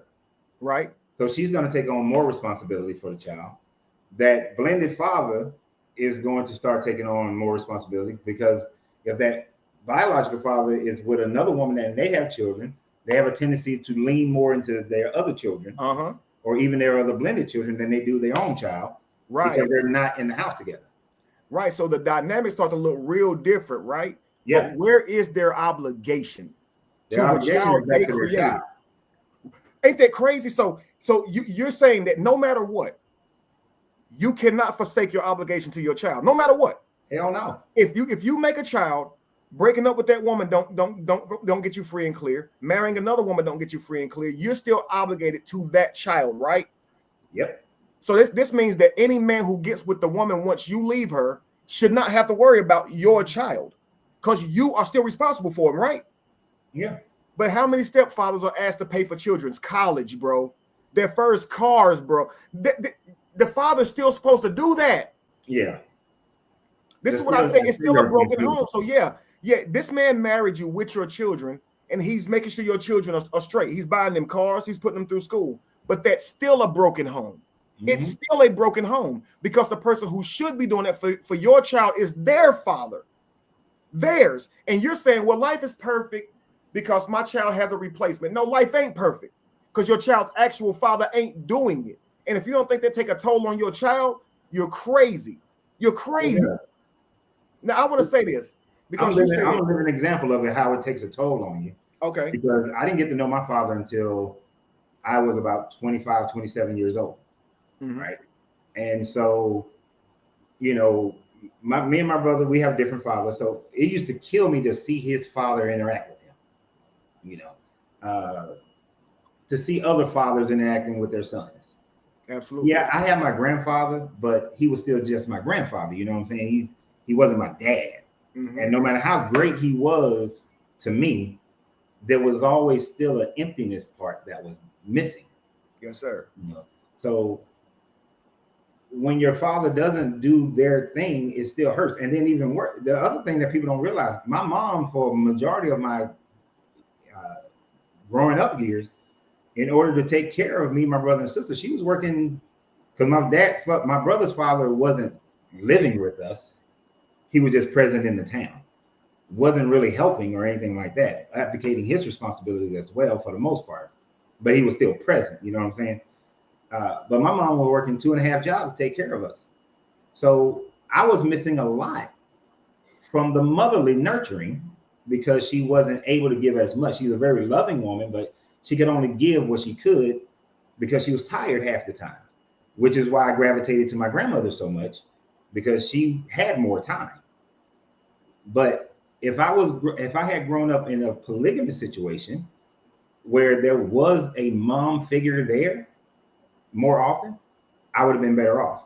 I would have got that nurturing from the other mother if my mom was working the way she was working.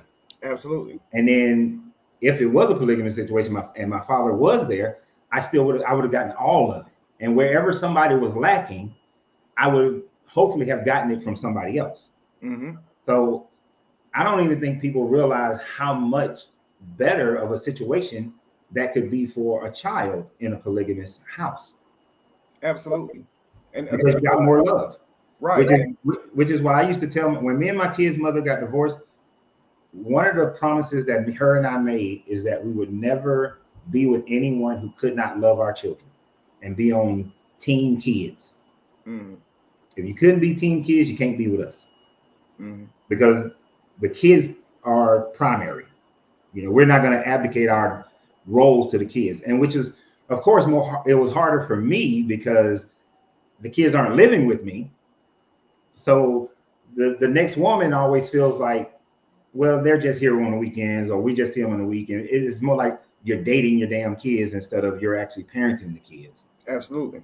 So it was like, no, well, you ain't gonna work because this is not dating the kids. This is total involvement in all these shits. You know, this is constant. And if you don't have that within you, you can't be with me. You know, but I would have been better off in a polygamous family because I would have had more love. Right, and even in saying that, I want to speak to something one of your commenters said. They said, "Oh, Kevin, stop the crap.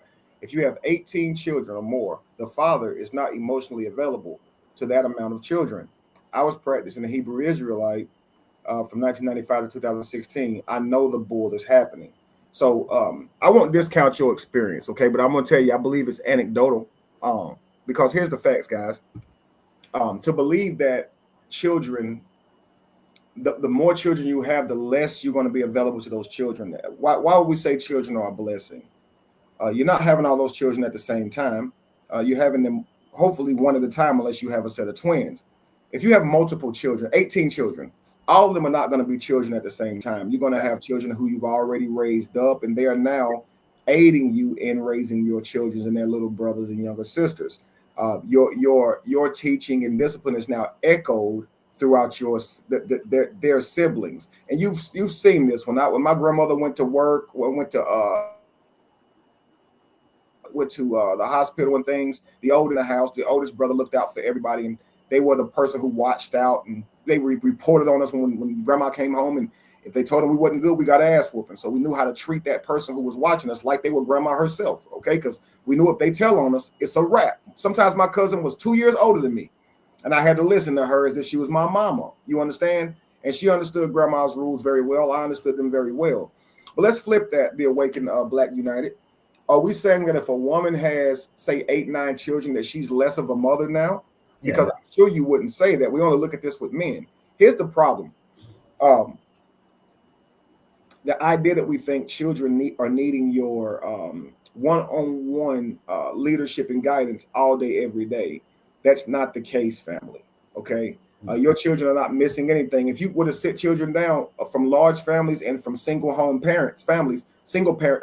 children families, you will find that most problems exist in the children who don't have siblings, not the ones who had a whole bunch of them. And I don't think any of them are saying, well, because my mama couldn't stop having a bunch of kids, I didn't even get to know my mama that much because she had 6 other children outside of me. I've never heard this before in my entire life. Never. Now, I can tell you this with my father, because of a broken home. My father had 3 children that grew up with my grandmother. That was me, my brother, and my sister. Now, my father married a woman who had 1 child at first, and my 2 siblings watched my father father that 1 child, and we were very jealous of him. Okay, because he was with him. He was with my daddy all the time. Okay, my daddy didn't abandon me. He worked a full-time job and had a woman. And so we didn't live with my daddy. That child did, and we were very jealous of that kid. Okay, my daddy's next relationship was with a woman with multiple children. I think she had like 5 or 6 children. Okay, so again, I'm watching my father be a father to children whose father wasn't even there to them. Okay, so there, even the first child, Darius, he can say my father was there for him even when his father wasn't, because Darius don't know his daddy like that. Okay, the other ladies, the other children of the woman my daddy dated, they didn't know their fathers either. So my daddy's the only daddy they know. Okay, so while my daddy is this great man whose father children whose parents abandoned them, my father ain't a great man to me because he ain't with me. He with them. Do you understand? So there was my bitterness, just like you said. There was some jealousy because I didn't grow up in his house. He didn't abandon me, and he was there for me as much as he could. But I grew up being jealous of those children who he didn't father, but raised, because they got to see him every day. They knew him more than me. You understand? Yeah. He ate out, they did. Every night when he came home, they got to see my daddy. I didn't. I couldn't stand those kids. You understand? And he listen. My mother's dead now, okay? He's just living life. He has a woman that has children, and he's doing everything right. Not only is he doing right by his own children, he goes by there and sees us. He sends money. He's taking care of children whose fathers abandoned them, right? And while this is happening, he's got children outside his home mad at him. Trust me, guys, broken homes leave a trail of broken hearts. Because even when the man is doing all he can and doing the right thing, simply because his children are not in the house with him, it can create these empty places, y'all. It's why, and this is why it's better for the man to be able to take care of the women that give him children. You give me a child, I'll give you a life. If you bring me a child, you can live in my house, you can eat off my food, eat off my plate, and I'll protect you with my life forever if you give me a child. And that's what real men did this back in the day. We didn't just knock you up and run. Right. It's crazy. And this is why I say it's so important to know how to choose, Lorenzo. Like you said, how do we choose then? It's hard to choose one person. You start talking about polygamy, you've now made the choice even more difficult because now you're talking about choosing more than one. Because you can choose one right the first time, and that second one can destroy the whole union. It's even more important. Okay? So this is what I say about men. Ladies, before you choose a man to have a partner with, make sure he has a strong moral compass, a strong moral code. That's first and foremost, okay? He must live by a set of principles that prioritize family, legacy, and honor. Write this down. That's your number one priority. Make sure that he understands that. Number 2, he has to have financial stability. He don't got to be rich. So saying he got to make $100,000 a year, you're crazy for saying that. When you could work with this man and build with him and have more value with this man than you would if he made 100 bands. If he made 100 bands a year and you came along, he does not see the value in you. You didn't help him get it. But if you help him amass his wealth, you will have more value with that man. Yeah. Okay. So make sure that he is financially stable, meaning he knows how to provide for a wife and children without government assistance, guys. And that's even if you have to live in a budget, because you're supposed to see this man's potential. Do not wait at the finish line waiting for this man to be successful before you will be with him, because he won't value you. He can have 10 more just like you. A successful man is not going to value you. I don't care how pretty you are. He don't even trust that you're there for righteous reasons. Lorenzo will tell you 100%. They told us young men, go get the money, and then you can have any woman you want. When we get the money, we don't trust y'all no more. Because we know if we can have any woman we want because we got money, we kind of know you're not there for us. Because you're there for the money. Like, inadvertently, it's true. If getting money means you'll get all the women, that means all the women ain't with you for you. So now we're going to be even choosier. You understand? So you don't want a rich man because he ain't going to value you. Let's be real. He has vision for the future. Vision for the future, meaning that he has a long-term plan for his children's education, upbringing, and legacy. What do you bring to the table, he asks. Don't say my looks. Don't say my looks. Say what you actually bring to a table. What do you bring to the table as a mother to your children, as a wife to your husband? What do you bring to the relationship that can make it functional, that can make it thrive?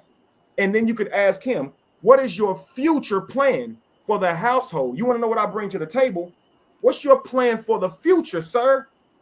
Yeah. So just as much as she can say what she's bringing to the table, he should be able to say what his plans for his family is, so she can understand how she would look at that table. We don't know what kind of table it is.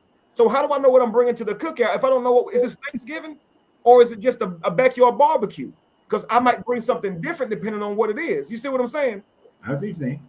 Hold on, I want to answer this question real quick. The awakened black woman. You're saying that we're not talking about the nuances of polygamy, although we have at certain points. But this is not a dig on you or anything like that. But you're talking about those who are raised in it, hate it. One of the things that we have to recognize, and this goes for everything, because at the same time that you're saying this, I can easily say black women who get with black men, they hate it. Because the thing that you hear on the airwaves are mostly the negative, the complaining, because that gets, and this is one reason why my channel doesn't grow the way it could. I don't gravitate towards the big splash negative headlines, because negativity draws people more so than positivity ever does. So there are far more people who are loving the experience of polygamy than there are people who had bad experiences with polygamy. Just like there are more black couples who are enjoying life, loving life, because 82% of black men choose black women and they are loving their lives, but we always just hear the negative. Those are the loud ones. The times that I spent, and I know this is a different country, different culture, but the time that I spent in Dubai and UAE and Abu Dhabi and Bahrain, what I saw there was the overwhelming majority of people were loving their polygamy, loving it, living great. Especially the women were loving the polygamy. The children were loving the polygamy. Because of the missions that I was on, we stayed with families. So we got to see I got to see a lot of the inner workings of it. They love that lifestyle, but you will only hear on the news or now in social media all the negative stuff. And if you gravitate towards the negative, you're going to think that's the whole, but it's not. And in the city of Atlanta, where that's close to where Kevin lives, the growing population of black polygamous families, they're loving it. The kids are loving it. They're not complaining, but people only hear about the complaining. This is why you can have you'll have women on the airwaves who all they talk about is the negativity of black men, or just negativity of men. And if you hear that enough, you start to think that's what everything is, but it's not. It's just simply not. This hell, I don't like actually I do like statistics, but the statistics show differently. Well, again, monogamy is at an all-time. I mean, monogamy, as far as it goes, divorce is at an all-time high. And listen, what I just told you, one that I grew up hating was a family structure that was monogamous. I watched my father marry one woman, and he fathered her children and not me. I was on the outside of his house looking in. I want all of you guys to think about something for like the lady who said the children from these poly unions hate it. Imagine this: those of you who grew up with your father outside of your home, okay, and you watched your father raise someone else's child, okay, now maybe you had your mother raising you, and you watch your father be with someone and raise those children. You probably have brothers and siblings that you didn't get to grow up with because of this broken family dynamic. Would you rather your parents figure out a way to all raise y'all in the same home, or grow up separate from your siblings the way that you did? Your father, for instance, say he's dating a woman now and he's raising her children, or maybe he has a child with her. You're outside of your father's house, still living with your mother. What if your father stayed with your mother, even still while having this woman, and your siblings all live in the same house and y'all all see y'all parents every day, and there is no separation from your father? Are you happier as a child or more upset? Because I talk about some tribes, Lorenzo, don't say, how are you doing? They ask, how are the children? They don't care how you're doing, okay? The focus is on the children. If the children are doing great, you're doing well, right? Because the moment you're thinking about your day and not your children's future, you're being immature. And that's how these tribes look at it. So instead of asking, how are you, brother? They ask, how are the children? Okay, because that's all we care about. If your children are good, you can deal with your problems. We can deal with our problems, bro. But we got to make sure these children straight. How many of these adults driving whatever car they want? They're living their wildest dreams, but they ain't even got life straight for their kids yet, though. So yeah, they straight. How you doing, sir? I'm great. I'm fantastic. How's your child, though? Yeah, they suck. They on drugs. They did blah blah blah blah blah blah blah. Right? If your kids aren't good, spend more time with them. Right? Build a tighter bond with them. Discipline them more. I don't mean whoop them. I mean give them structure. Teach them how to be. Raise up your child in the way that they should go, and they will not depart from it. It's the time that you're not giving your child that has caused them to go so far from who they're supposed to be as an individual. You see what I'm saying? Yeah. It's the key to it all. If you think that children in polydynamics are some kind of way sadder, I'm going to tell you this. Your problem is with polygamy. Okay, the style of polygamy, you're thinking I have to share, and so you're going to have some negative emotions towards it. And I completely understand that, but you don't actually have a true problem with polygamy in totality. Okay, you're looking at how it makes you feel. You see, that's simply it. And someone says, "Is this the guy that about Royce and Dwight?" This is how I know it's my time to go. Okay. But yeah, unfortunately, that's me. I'm someone who people have told a lot of lies on. And so I have these things about me said out here, but they are absolutely not true. If you know the man, you know that none of these things that people say about me like that are true. Okay. I'm completely heterosexual. And that's all it is to it, family. I spent probably the last 4 or 5 years, Lorenzo can tell you, he's been there for it, kind of dismantling these lies that have been said about me, all based on the words of one man, okay? Literally hating, created a story that many people just started repeating. But that being said, Lorenzo, I got to get back to some other things, but I would love to have this bill with you again. And also, would you consider being a part of my curriculum? I'd love to bring you on for some of that, man. Yeah. You already know the answer to that. I don't even know. You should have asked that rhetorically. It was rhetorical, but you know, it's really a way for me to plug it on your platform. Me asking you in front of everyone obligates you. Okay, but it also that's what we're doing now. That's what we're doing. Right. It lets all of your audience here know what I'm doing here too. So well, I guess I got to take that since I didn't give you an option on me being Smeek's godfather. So I guess I have to let that slide. Because I didn't ask you, I just told you. Right. We're even, sir. Look, I appreciate you being on here. Of course, I'll be a part of your program. That's awesome. I do expect us to do a lot more bills together as well. But I appreciate your time and taking away from the family and everything to be here. If you are not following Kevin on Facebook and YouTube, it is Be the Evolution, right? Yes, sir. Follow his page. A lot of great content. More content to come. And yes, people have lied on him, but that stuff don't focus. If you really want to know the truth of a person, focus on the person themselves, and you'll be able to understand the truth of it all. Because my guy has been through some stuff. When people see somebody rise up, they love to see somebody rise, but then they love to tear them down. Absolutely. And you're thinking, y'all just talking about that one situation. There's been multiple situations in my dealings with Kevin where people have tried to tear him down on some bullshit, and it was all bullshit. It's all bullshit. I know myself every time. I know the man. That's why with that first time, that bullshit, that other bullshit that happened way back, you know what I'm talking about? Yep. With the money. Mm-hmm. That, you know, it's like, nah, I know this dude. I know that didn't happen. And you lying, dude. Right. Because people have tried to. And they lied about things this man was in the same room for and know it didn't happen. Exactly. And so don't believe all people, like I said earlier, people love to gravitate towards the negative because they want to tear stuff down.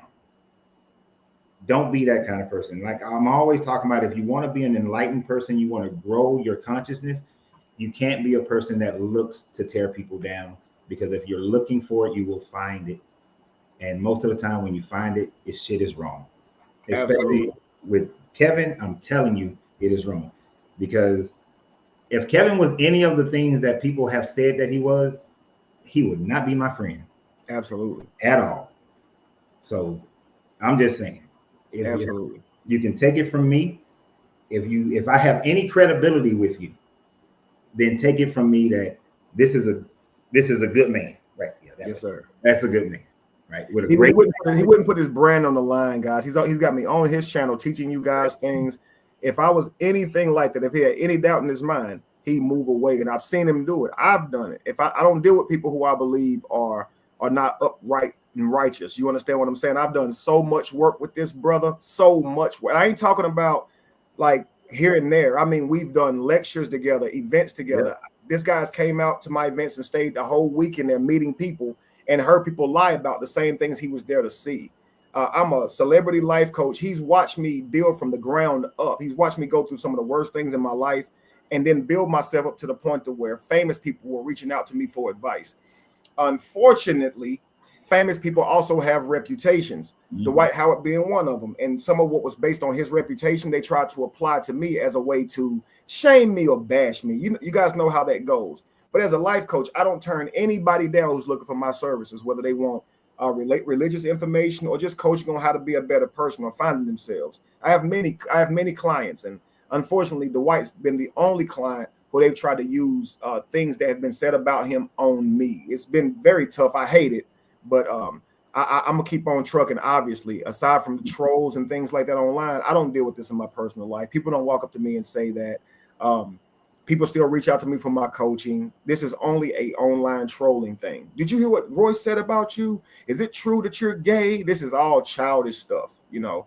But it's one of those things I do understand I will have to deal with because that's just the nature of the internet. But to that, I'll say to you guys, anything that you have hopes in accomplishing, please, when you're imagining yourself achieving that, try and see the whole picture, because I didn't. I saw myself being this person who was known worldwide for his information, for his mindset, but I didn't see what would come along with that notoriety. And what comes along with that is shaming, trolling, denigration, lies. And if you want the success, you got to be willing to accept it all, family.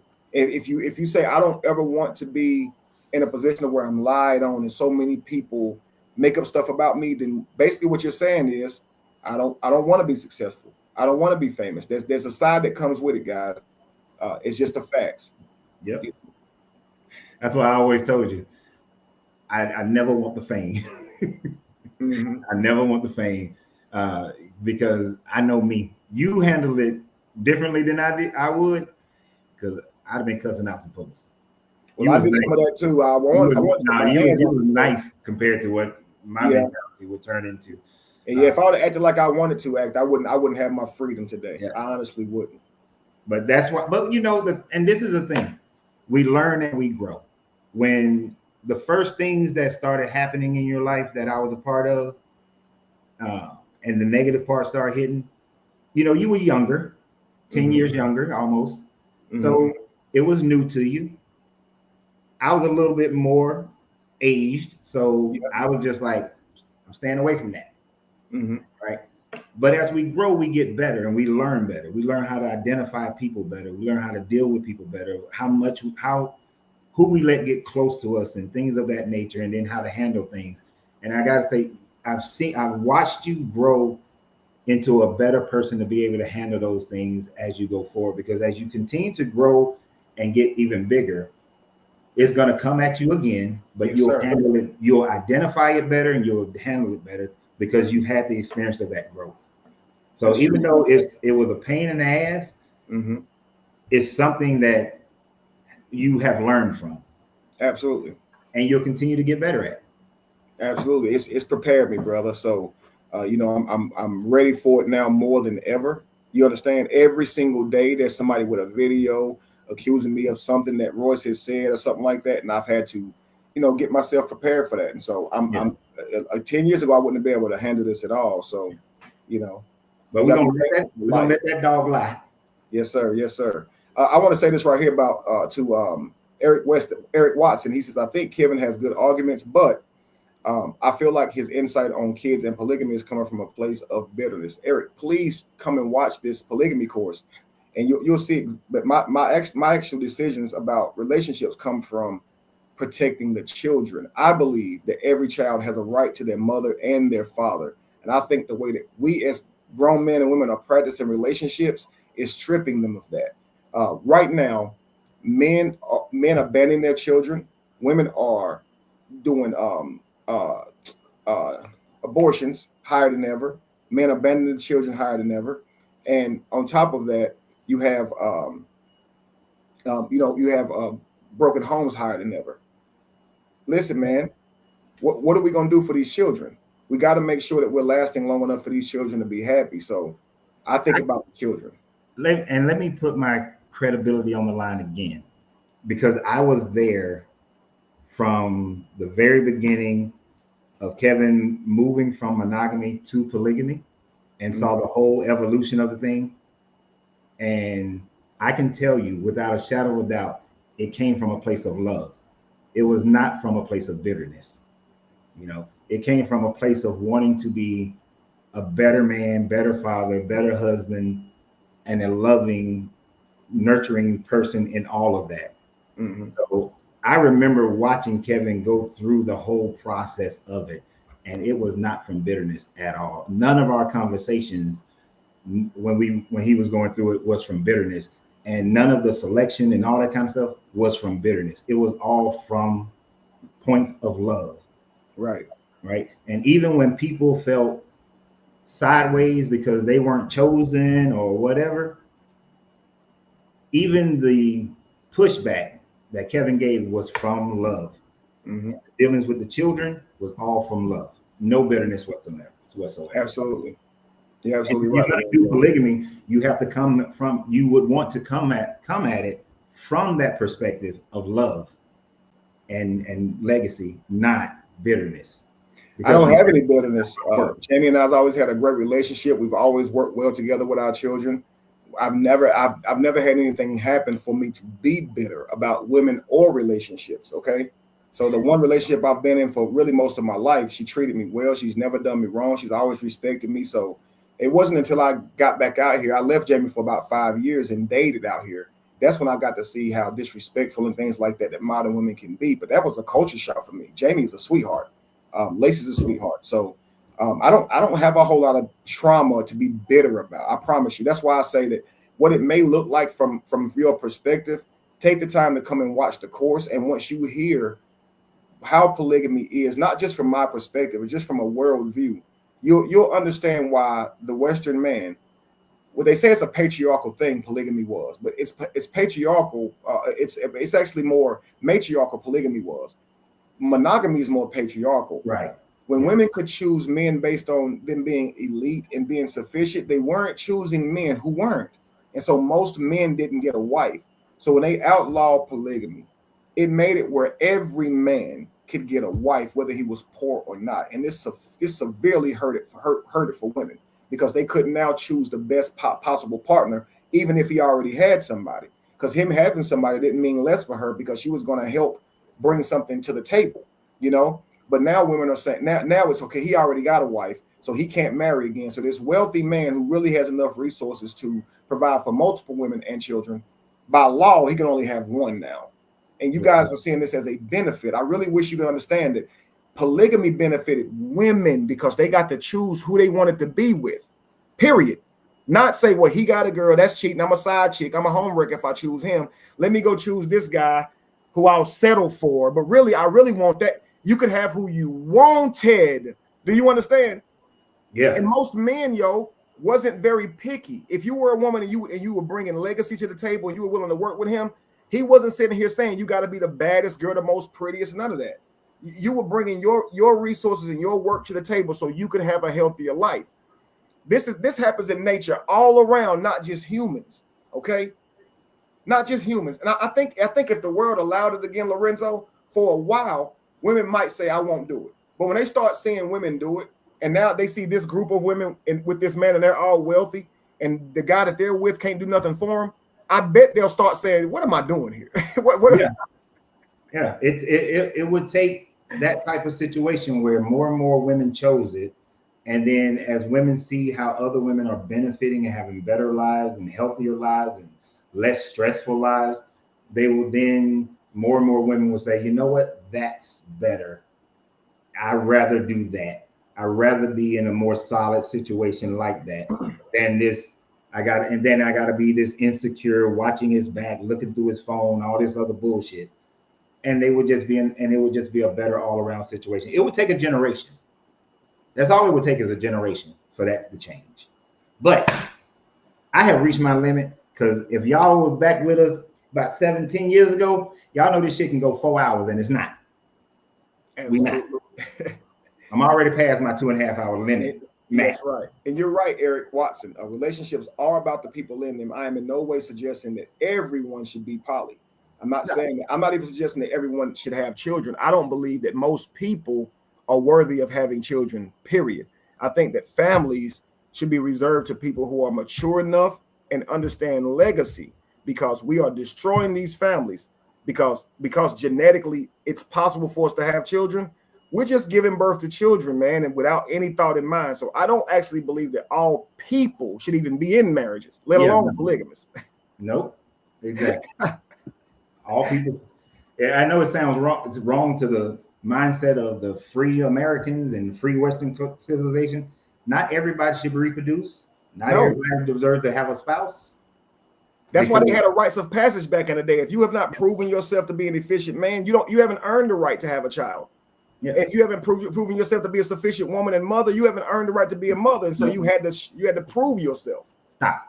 This is how we wind up doing 4 hours. That's that bullshit we used to do. That's a fact. So we done. Listen, this was beautiful, brother, and thank you for having me. We will have Kevin on a lot more. I will be doing programs with Kevin. So follow Be the Evolution.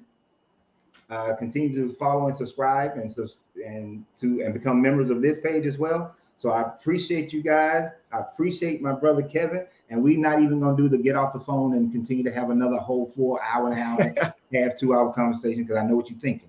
We ain't doing that either. So love you, my brother. Love all of y'all. Y'all have a great day. Always remember, you got to free yourself to be yourself, because your greatness is non-negotiable. Yes, sir. Good vibration. Join the program. Bye. Peace. Peace.